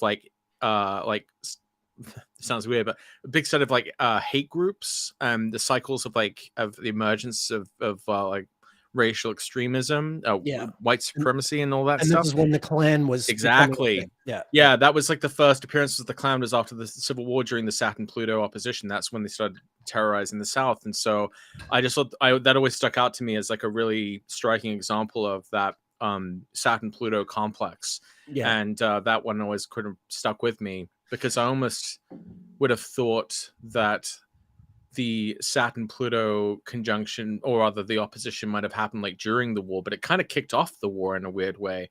The Saturn-Pluto conjunction from 1850 versus the Saturn-Pluto opposition, in the aftermath of the Civil War and the emergence of the Klan. So I thought that was kind of interesting, because then you also get the Saturn-Pluto conjunction in Cancer of 1914 and the birth of a nation and the rise of the Klan again, and so it's like a big Saturn-Pluto theme with that whole thing. Yeah. The other clincher, first of all, like, you remember, I'm a blue 3, so 100 years earlier, you're in a red 3. So that rule I was teaching you earlier, but 100 years is there. And the red 3 that I think of 1868 is Tsar Nicholas II, the last Romanov, was born in May of 1868. He's a red 3. And yeah, I mean, he's like the biggest loser of the First World War, right? I mean, yeah, well, I mean, Kaiser Wilhelm maybe, but no, Kaiser Wilhelm gets to live out his days in exile. Nicholas gets shot in a basement with his family. So he is like the #1 loser in a period when, obviously, millions of people have died horribly. Someone's asking if we do serial killer charts in October. I do, I study some serial killers. I mean, it's something we could talk about sometime. I mean, it's not like my favorite subject, but I've studied some of the classics. Yeah, I could certainly talk about that. I've definitely looked at some of those charts a few times, and I have some things I can say about Ed Gein's chart. I can talk about that's actually a really fascinating story, because it intersects with how Alfred Hitchcock came up with the idea all kinds of culture, for Psycho. Yeah. There's so many cool things that sort of come from that, and actually Ed Gein is kind of the inspiration for a lot of other movies that came out after that. Tons of them. He's the archetype. So he has a really fascinating astrological story with Pluto, but we could talk about that another time. Yeah. I've looked at a few of those charts. Someone wanted us to talk about the 1999. Yeah, Apurba did. There's I can talk about it briefly. I don't know why it's what did they say? It comes up a lot in if I go back to 1999, you had Saturn in Taurus, Uranus in Aquarius, Mars in Scorpio. Mars had been retrograde in the spring in Scorpio. I think it wandered back to Sag. So this is Mars after the retrograde. That was Wandered back into Libra rather. And this is this was the big eclipse. That Mars Saturn opposition, that was Columbine here in the United States. Right. That was really the first kind of modern school shooting, which obviously is, horrific. And I always thought that was a very striking that's the Mars Saturn opposition. This is the date of Columbine, and there's the Mars retrograde opposite the Saturn, indeed. Yeah. So you had the Mars retrograde in the spring in a T-square with the Neptune, Saturn, all that stuff. And then excuse me. By June, June of 1999 was the month I gave my first ever astrology talk in New York City at Hunter College, an NCGR conference. I think it was this day. I talked about Venus, interestingly enough, even though in these days I'm so embarrassed that I had the gall to talk about Venus in 1999 when I wouldn't know what the hell I was really talking about until about 2002 at least. But it was a good first effort. I got my first talk out of the way. And then the next weekend, I went to Williamsburg, Virginia for an astrocartography conference. And it was while I was at the astrocartography conference, Saturday night in the bar, I spotted this guy with a handlebar mustache. Not a handlebar mustache, but a twirly Kaiser Alan White. Alan White. I met Alan White explaining Hellenistic astrology to a woman at the bar. And I was so fascinated by what he was saying that I started hanging out with him. And I was a cigarette smoker in those days. And Alan White, of course, was a big old smoker himself. So we took a lot of cigarette breaks together and hung out together. And he was there promoting the fact that Project Hindsight the next weekend would be holding the first of their 4 Einstein intensives. So it was the following Friday, or Thursday or Friday, the 17th or the 18th. I took a train from New York. I met up with a couple of friends of mine. I met up with a friend of mine, and then she introduced me to someone else who was also going to Project Hindsight on the train. We took a train to DC and then a connecting train through Virginia and West Virginia to Cumberland. And I met Robert Schmidt for the first time. It was I think it was the Thursday or the Friday of this day, but this was, So this was a huge time in my astrological study and for my life. And then as the weeks went on, we get into the Venus retrograde. Obviously, it's a red 5. Red 5s are always huge for me. I'm sure they're big for a number of our listeners. And by the time you get to this period, August 13th, and my birthday, this was my 31st birthday. You get this crazy kind of grand fixed cross there, along with the Venus retrograde. So that is the interesting thing about 1999. Since Apoorva wanted us to mention it, that's what I have to say on the matter. In that time I was living in Germany, and we moved houses over the course of that Mars retrograde in Scorpio. That was my 4th house. Obviously, I'm a Leo rising as well. And that Mars would have gone over time. That Mars would have gone over your sun, wouldn't it? Did it not go into did it go into Libra? Yeah, I think it did. Let me see. It was a bad time overall. It was Mars went. That's right. Mars went direct at 25 Libra, which was opposite my Saturn. Right. 24. Yeah, it was a bad time that I remember. I mean, there were some cool things, but I guess you were going on 12. You were like 11 and a half at the time. Yeah, I was in my 12th house year and feeling it. Right. Okay. I was gotcha. I was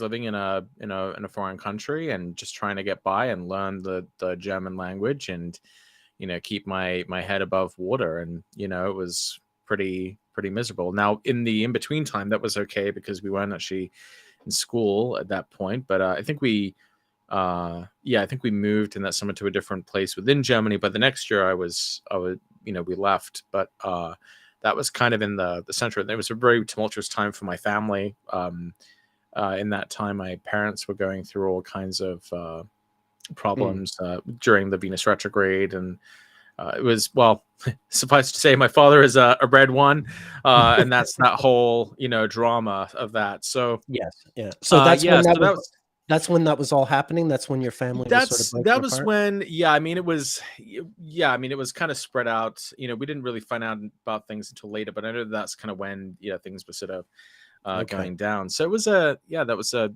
was kind of a tricky time for myself. Now, I think generally speaking, the big thing that sticks out to me about 1999 is not only the Mars Saturn opposition and the emergence of this kind of School this shooting thing, specifically yeah. the specific new type of violence that just seemed to be plagued by ever since, but also because the solar eclipse in Leo of that year, that was the emergence of Putin. That was when Putin Yeah, yeah. first became when we talked Prime before Minister, at yeah, length that's yeah, about the yeah. Venus retrogrades in Leo and Putin. But I think the solar eclipse in Leo is really what makes the most, like, you could have made a prediction in 1999, like there should be like the emergence of like a strong leader of some sort, with the solar eclipse in Leo, but one who kind of introduces a lot of like problems and turmoil in the world because of the ways that that solar eclipse was opposing Uranus and squaring Saturn and squaring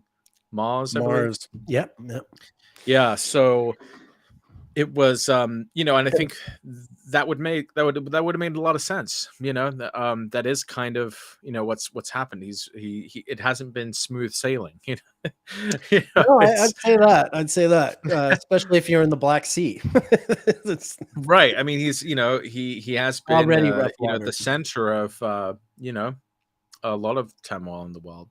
Indeed, And indeed. I'm not letting anyone off the hook here. I just you can No, of you can course. hold many things be true at once.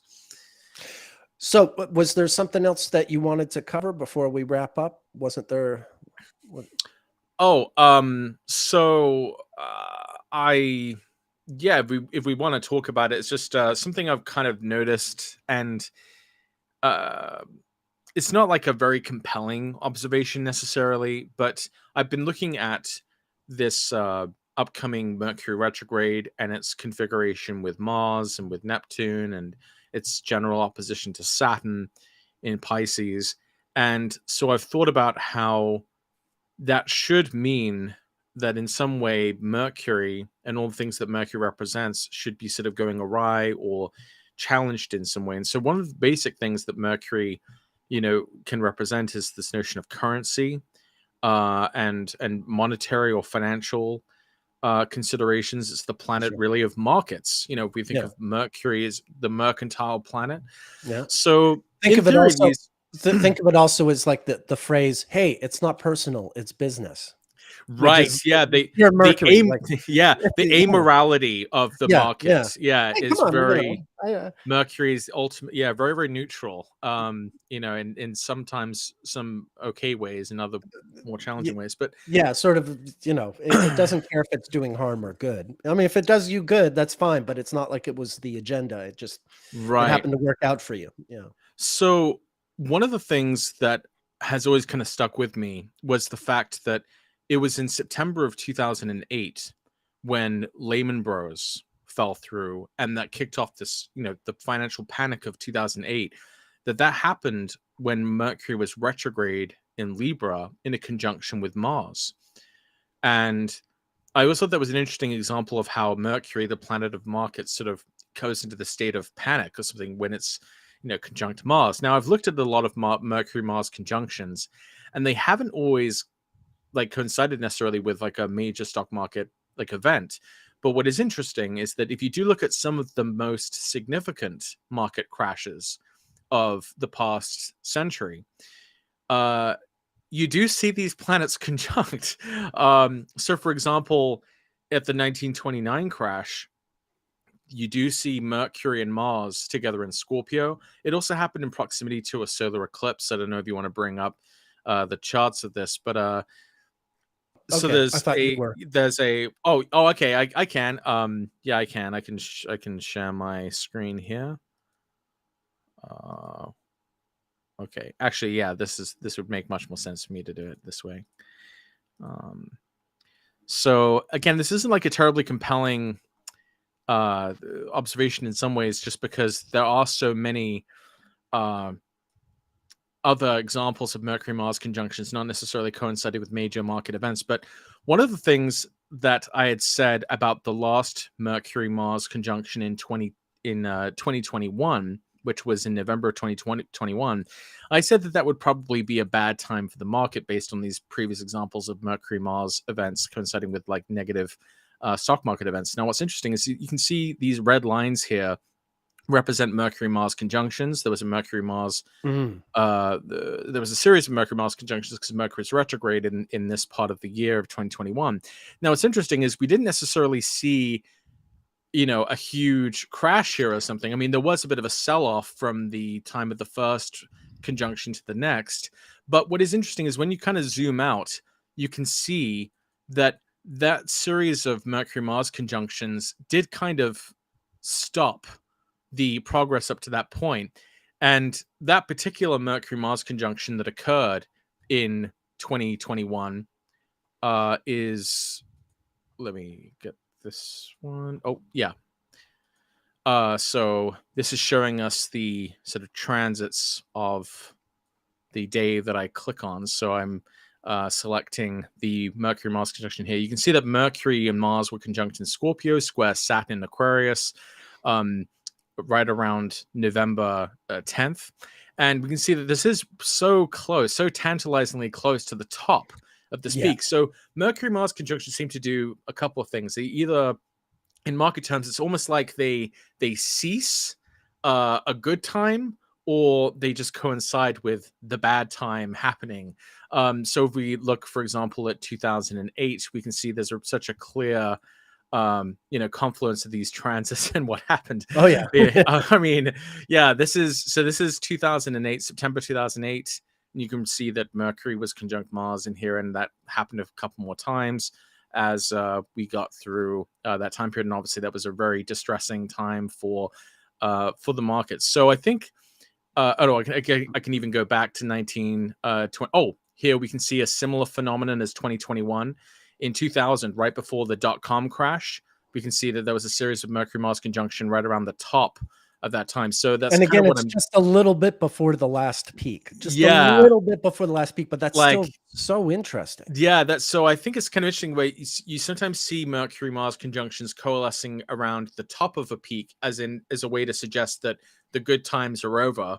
Or very nearly over. Or coinciding with, straight panics. I mean, in late summer of 2002, there was a Mercury-Mars conjunction. You can see that just coincides so precisely with that extreme low in price. And I should note, this is the S&P 500. So this is tracking the price of the top 500 performing companies at the market. So it's kind of a good way of looking at like the average of what it's going to do. If you look back at the 1987 crash, you can see a sort of similar phenomenon here, where you get a Mercury-Mars conjunction occurring at the very top of the market and then a sharp crash downward.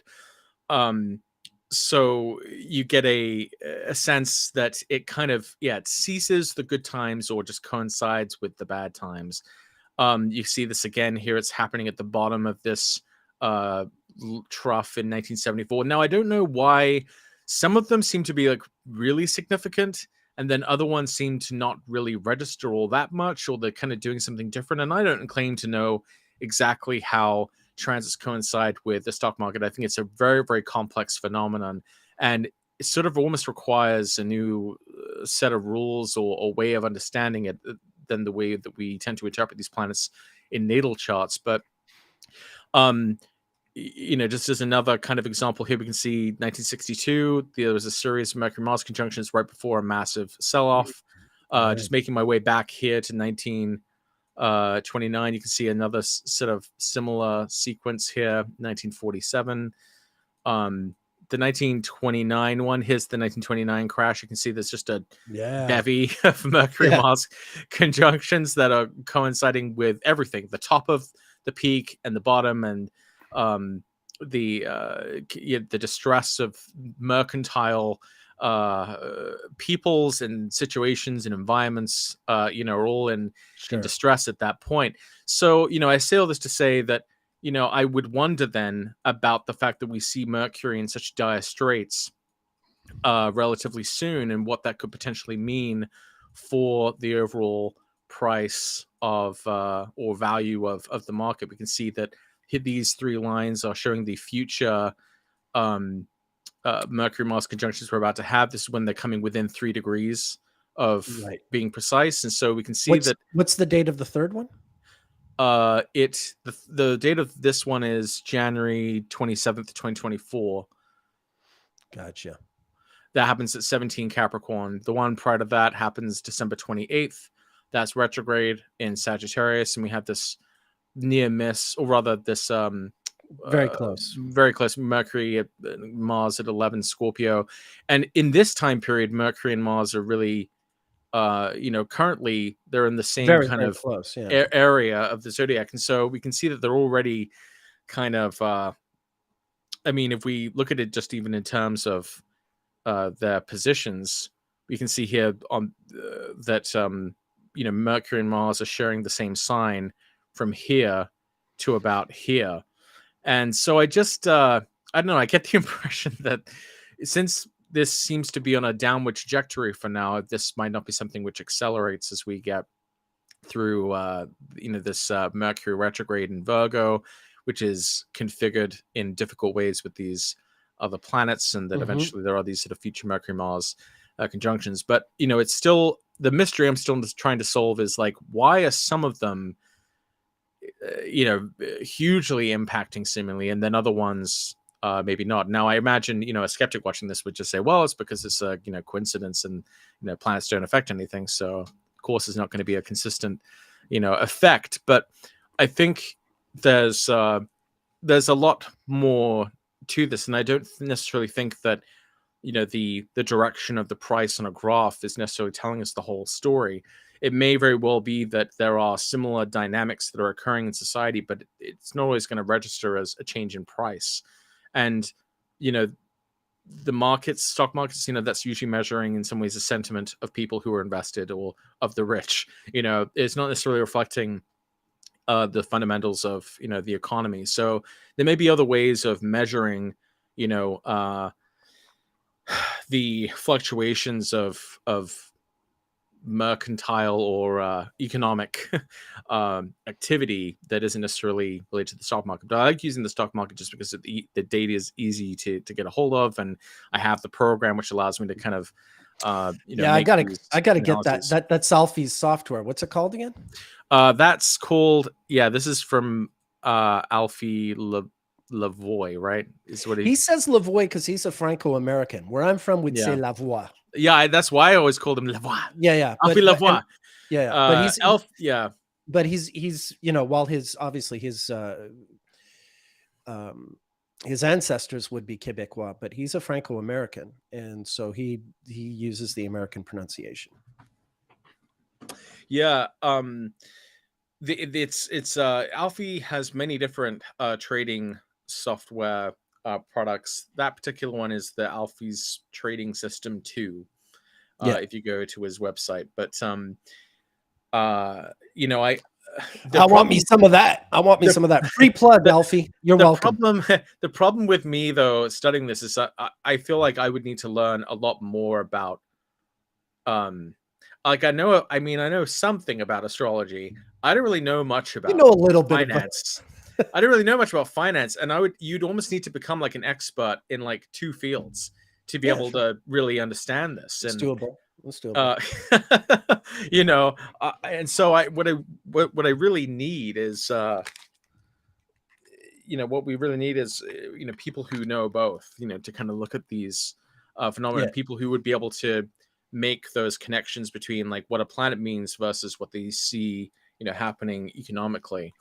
There's got to be some sort of connection between them, given that I accept the astrological hypothesis, but it's tricky. It doesn't work in the way that we would sort of hope, where we get like the exact same effect, the exact same output for every same input. It's squishier than that. It's an interesting result, though. It's not entirely squishy. There's, at least in the periods we're looking for, we see what we want. It's just that there are other periods where you're also getting the conjunction in it, and it doesn't seem to be in the same sort of Right. Like, magnitude of so yeah, so the reason why I'm paying attention to this at all is just because it's not that every time Mercury is conjunct Mars we get a massive downturn.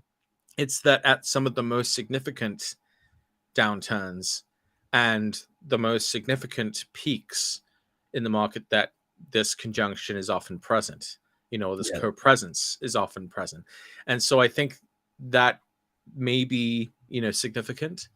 And as someone is just someone's saying in the comments here, all the big banks are literally in trouble as we speak. Well, yeah, the 2008 one was pretty much the most straightforward example of that you can find. Distressed banks with Mercury retrograde conjunct Mars. I mean, Mercury was with Mars in 1929. Mercury was with Mars in 2008.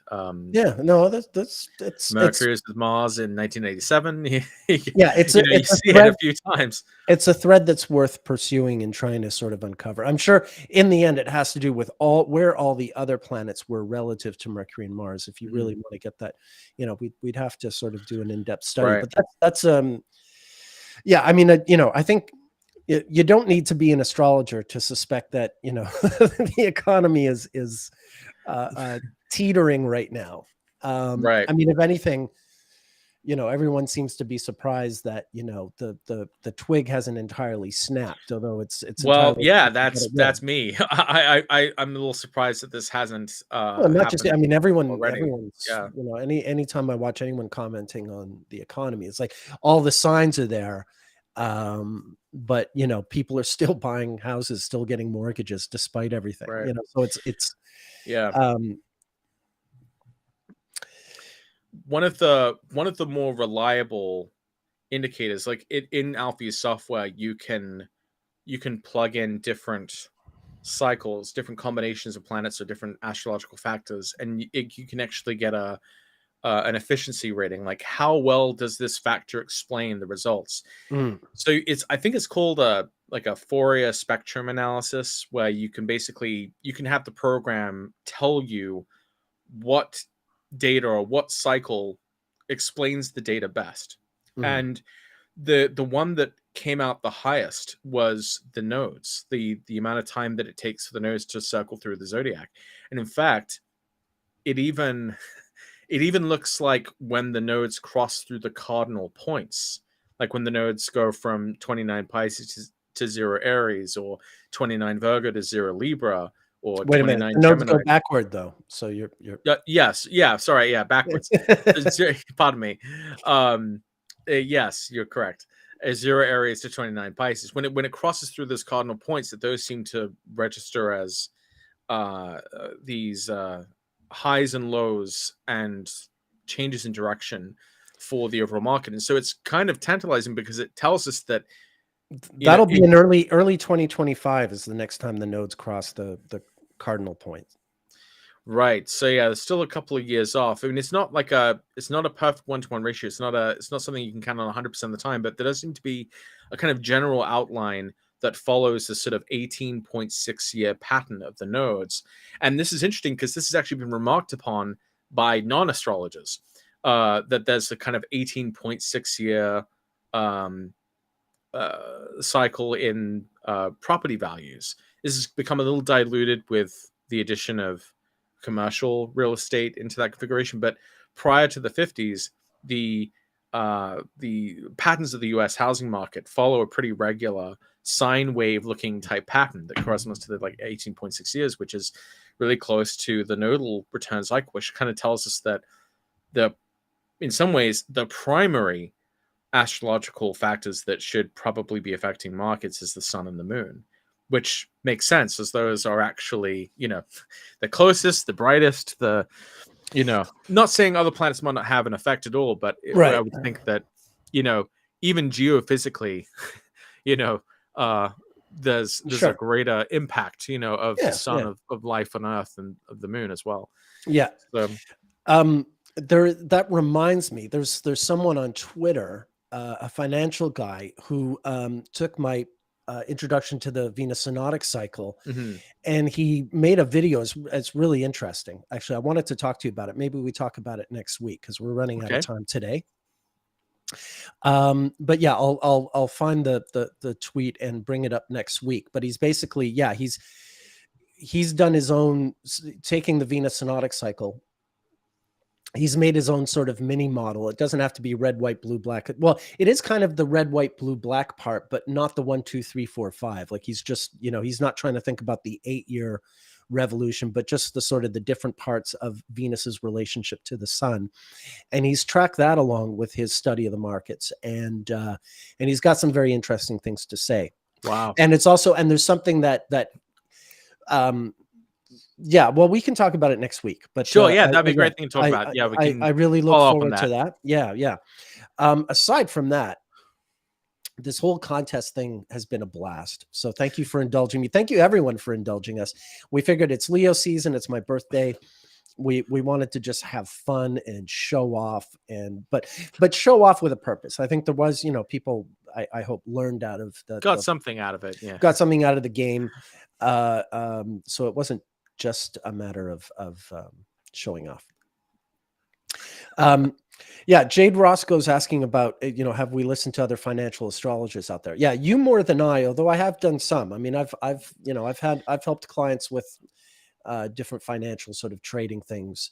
But you're sort of more hands-on with financial astrology, I'd say. Well, I mean, I've really struggled with it. I feel like it's been a really slippery fish. I've been working with it since 2020 and the beginning of 2020. And I only did that because I had a client who was a trader who I began to sort of work with more closely. And I was able to make some good calls when I was looking at their natal chart, just looking at the chart for matters of money. But that sort of introduced me to this broader, wider world of looking at finance in it's more sort of collective phenomenon. And it's been really frustrating in some ways because when I've looked at the efficiency ratings for looking at various aspects, they've often been like very low, and it's been tough finding. It hasn't worked the way I was sort of expected it to work, and I feel like while that's sort of frustrating in a way, I also know that means that there's potentially that's a problem. That's a problem is an opportunity. Yeah. It's an opportunity. There's something to learn here. Yeah, there's something to learn here. It's not just there must be some things which are more important than others, and there's something else kind of going on here. It's operating according to different rules, I guess you could say, than what we would expect stereotypically. And I think with AI especially, this is going to help us really answer some of these questions about and being able to look, because I guess the big thing I've sort of stumbled upon, and that no astrologers really working on, at least those people who call themselves financial astrologers, is the idea of logarithmic planetary cycles. So what we've just been doing with trying to find dates, we've been using arithmetic cycles. We've been using regular additions or subtractions of units of planets, but there's also a way of looking at planetary cycles logarithmically, where every interval is maybe larger or smaller than the one before it. And there's a whole world there, because then you can start applying things like the Fibonacci sequence to planetary cycles. And you wouldn't think it would work because it doesn't always correspond exactly with like returns as we understand them.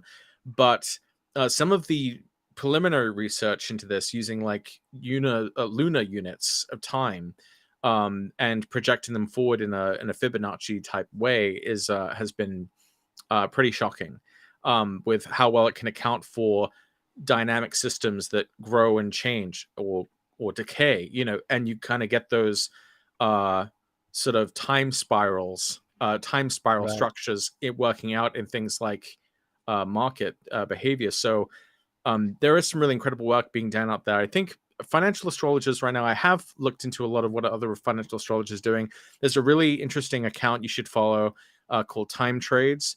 That's the guy. That's the guy who made the video. So Blair, I believe his name is. He's I hadn't heard of him until he tagged me on Twitter because he said he was inspired by my video and he made this video. So yeah. So yeah, he is doing some really interesting work with using machine learning to kind of crack the code. Um, and Yeah, so I definitely keep track of it, but I haven't really wanted to get to I don't know, I maybe this is sort of egotistical or something, but I feel like How dare you say? I haven't wanted to sort of taint what the way I've been doing this by looking too deeply at what other financial astrologers have been doing. I mean, I have been reading Ray Merriman's books on the matter. They're a little out of date, but they're still Yeah, I you know, read a lot of his stuff like 8-10 years ago. So I would have to read it again to catch up as well. yeah. And then plus, I feel like I have to learn more about finance before I can really engage with this so deeply as Well, much as I'd like to. you've got Beth. I think Beth is Yeah, like, Beth is my resource. My wife, she's at B Weech on Twitter. yeah. I mean, She's a quick study, and we always, Chris and I always used to joke that you're our love child, but now like Beth is like your love. I mean, I know she's your wife, but she's taken your astrological knowledge and combined it with her better understanding of the markets than you and I have. Right. And she's been able to carve out her own little niche with that. So, right. Yeah. No, I hold Beth in pretty high regard in terms of where she's taken astrology, and yeah. Yeah, no, she's great. You might be the junior astrologer in your marriage before long, sir. Well, it's always so funny because she's always been so hard on herself, like, and she was very reticent to even get into astrology because she felt like kind of like I would sort of overshadow her. And I've tried to be encouraging, and help her as much as I could. But she was giving like really great readings to like her family members, and like she was like pointing out like, oh, that's the Saturn return of this. I'm like, see, you can do this, babe. Yeah, like she knows. you've absorbed this somehow. And just had to point her in the right direction a couple of things. But I mean, she's really taken off with doing all kinds of stuff with like herbalism and magic and financial astrology, and she is blossomed in the you've been with her what, 11 years now? 11 since 2012. 11 years. And so in those, I've noticed just sort of casually how much she's grown and evolved and all that. Very much so. I mean, I hope we're not embarrassing her by talking about her on the no, I mean, no, I mean, it's amazing how much she's changed, but I also I've always loved her, but I kind of love who she's become as well. Like, it's interesting that it's sort of anyway. Maybe I am uncomfortable. Or anyway. Well, I wanted to give props because I'm very impressed with what she's doing. Right. Okay. Right. Well, thanks for watching. Yeah, I want to say quickly, thanks for all the birthday. People have been wishing me happy birthday over the course of the stream, and I want to thank you all. This is my last day as a 54-year-old. So I'll go for a I don't know, what do 55-year-olds do? Am I supposed to take up golf now? Do I need more plaid? I don't know. 55-year-olds, they deal with their 8th house perfection years. Which for you, which for me be better, on par with Jupiter being the ruler and Jupiter. Yeah, but Saturn's in there right now. So I don't know. That's true. So some dampened expectations, but yeah, 55 will be great next. At least I'm an old fart, and we handle Saturn a little better than. You're kidding? That's a privilege to be 55. Every year is a privilege. Freedom 55. Yeah, hardly. I am not. Different freedom. And no, I'm not going to play golf. It's an obnoxious game. As far as right. The deal, like the smaller the ball, the more elitist the game, like it's, and that's just screw that. All right. So who are you, Watson? I'm Patrick Watson. I'm an astrologer, and you can find me at patrickwatsonAstrology.com for all your astrological needs and services, including rectification, tutoring, horary, electional, general natal. I'm happy to help in any way I can. patrickwatsonAstrology.com.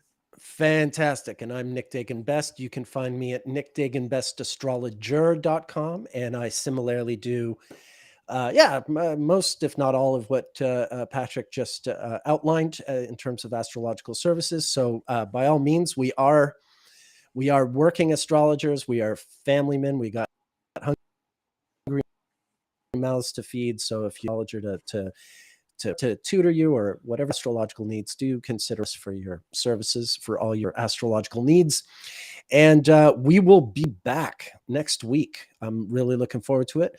We can talk about this guy Blair and his timeshares and what he's introducing with his work on the Venus synodic cycle. Happy birthday. Okay, it's my You birthday. might want to consider talking to it, having him on the show or something like that. Oh yeah, I don't know the guy, but so I'm just I was pleased with the shout out, and I really enjoyed his video. So I'll dig in a little deeper. All right, and I'm not miles away from my second Saturn return. I'm like 4 years away. 4 years is that's miles. Some unit of measurement. It's 4 football fields. Not even a kilometer. It's not even a kilometer. All right. This has been fun. This has been a good episode. I'm glad people have enjoyed it. I'll probably put an edit of it of the contest on my regular YouTube channel. And so next week, same bat time, same bat channel. Thank you, Patrick. Thank you, everyone. Thank you.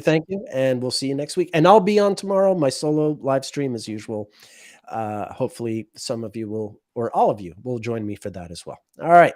Cheers, folks. Bye-bye.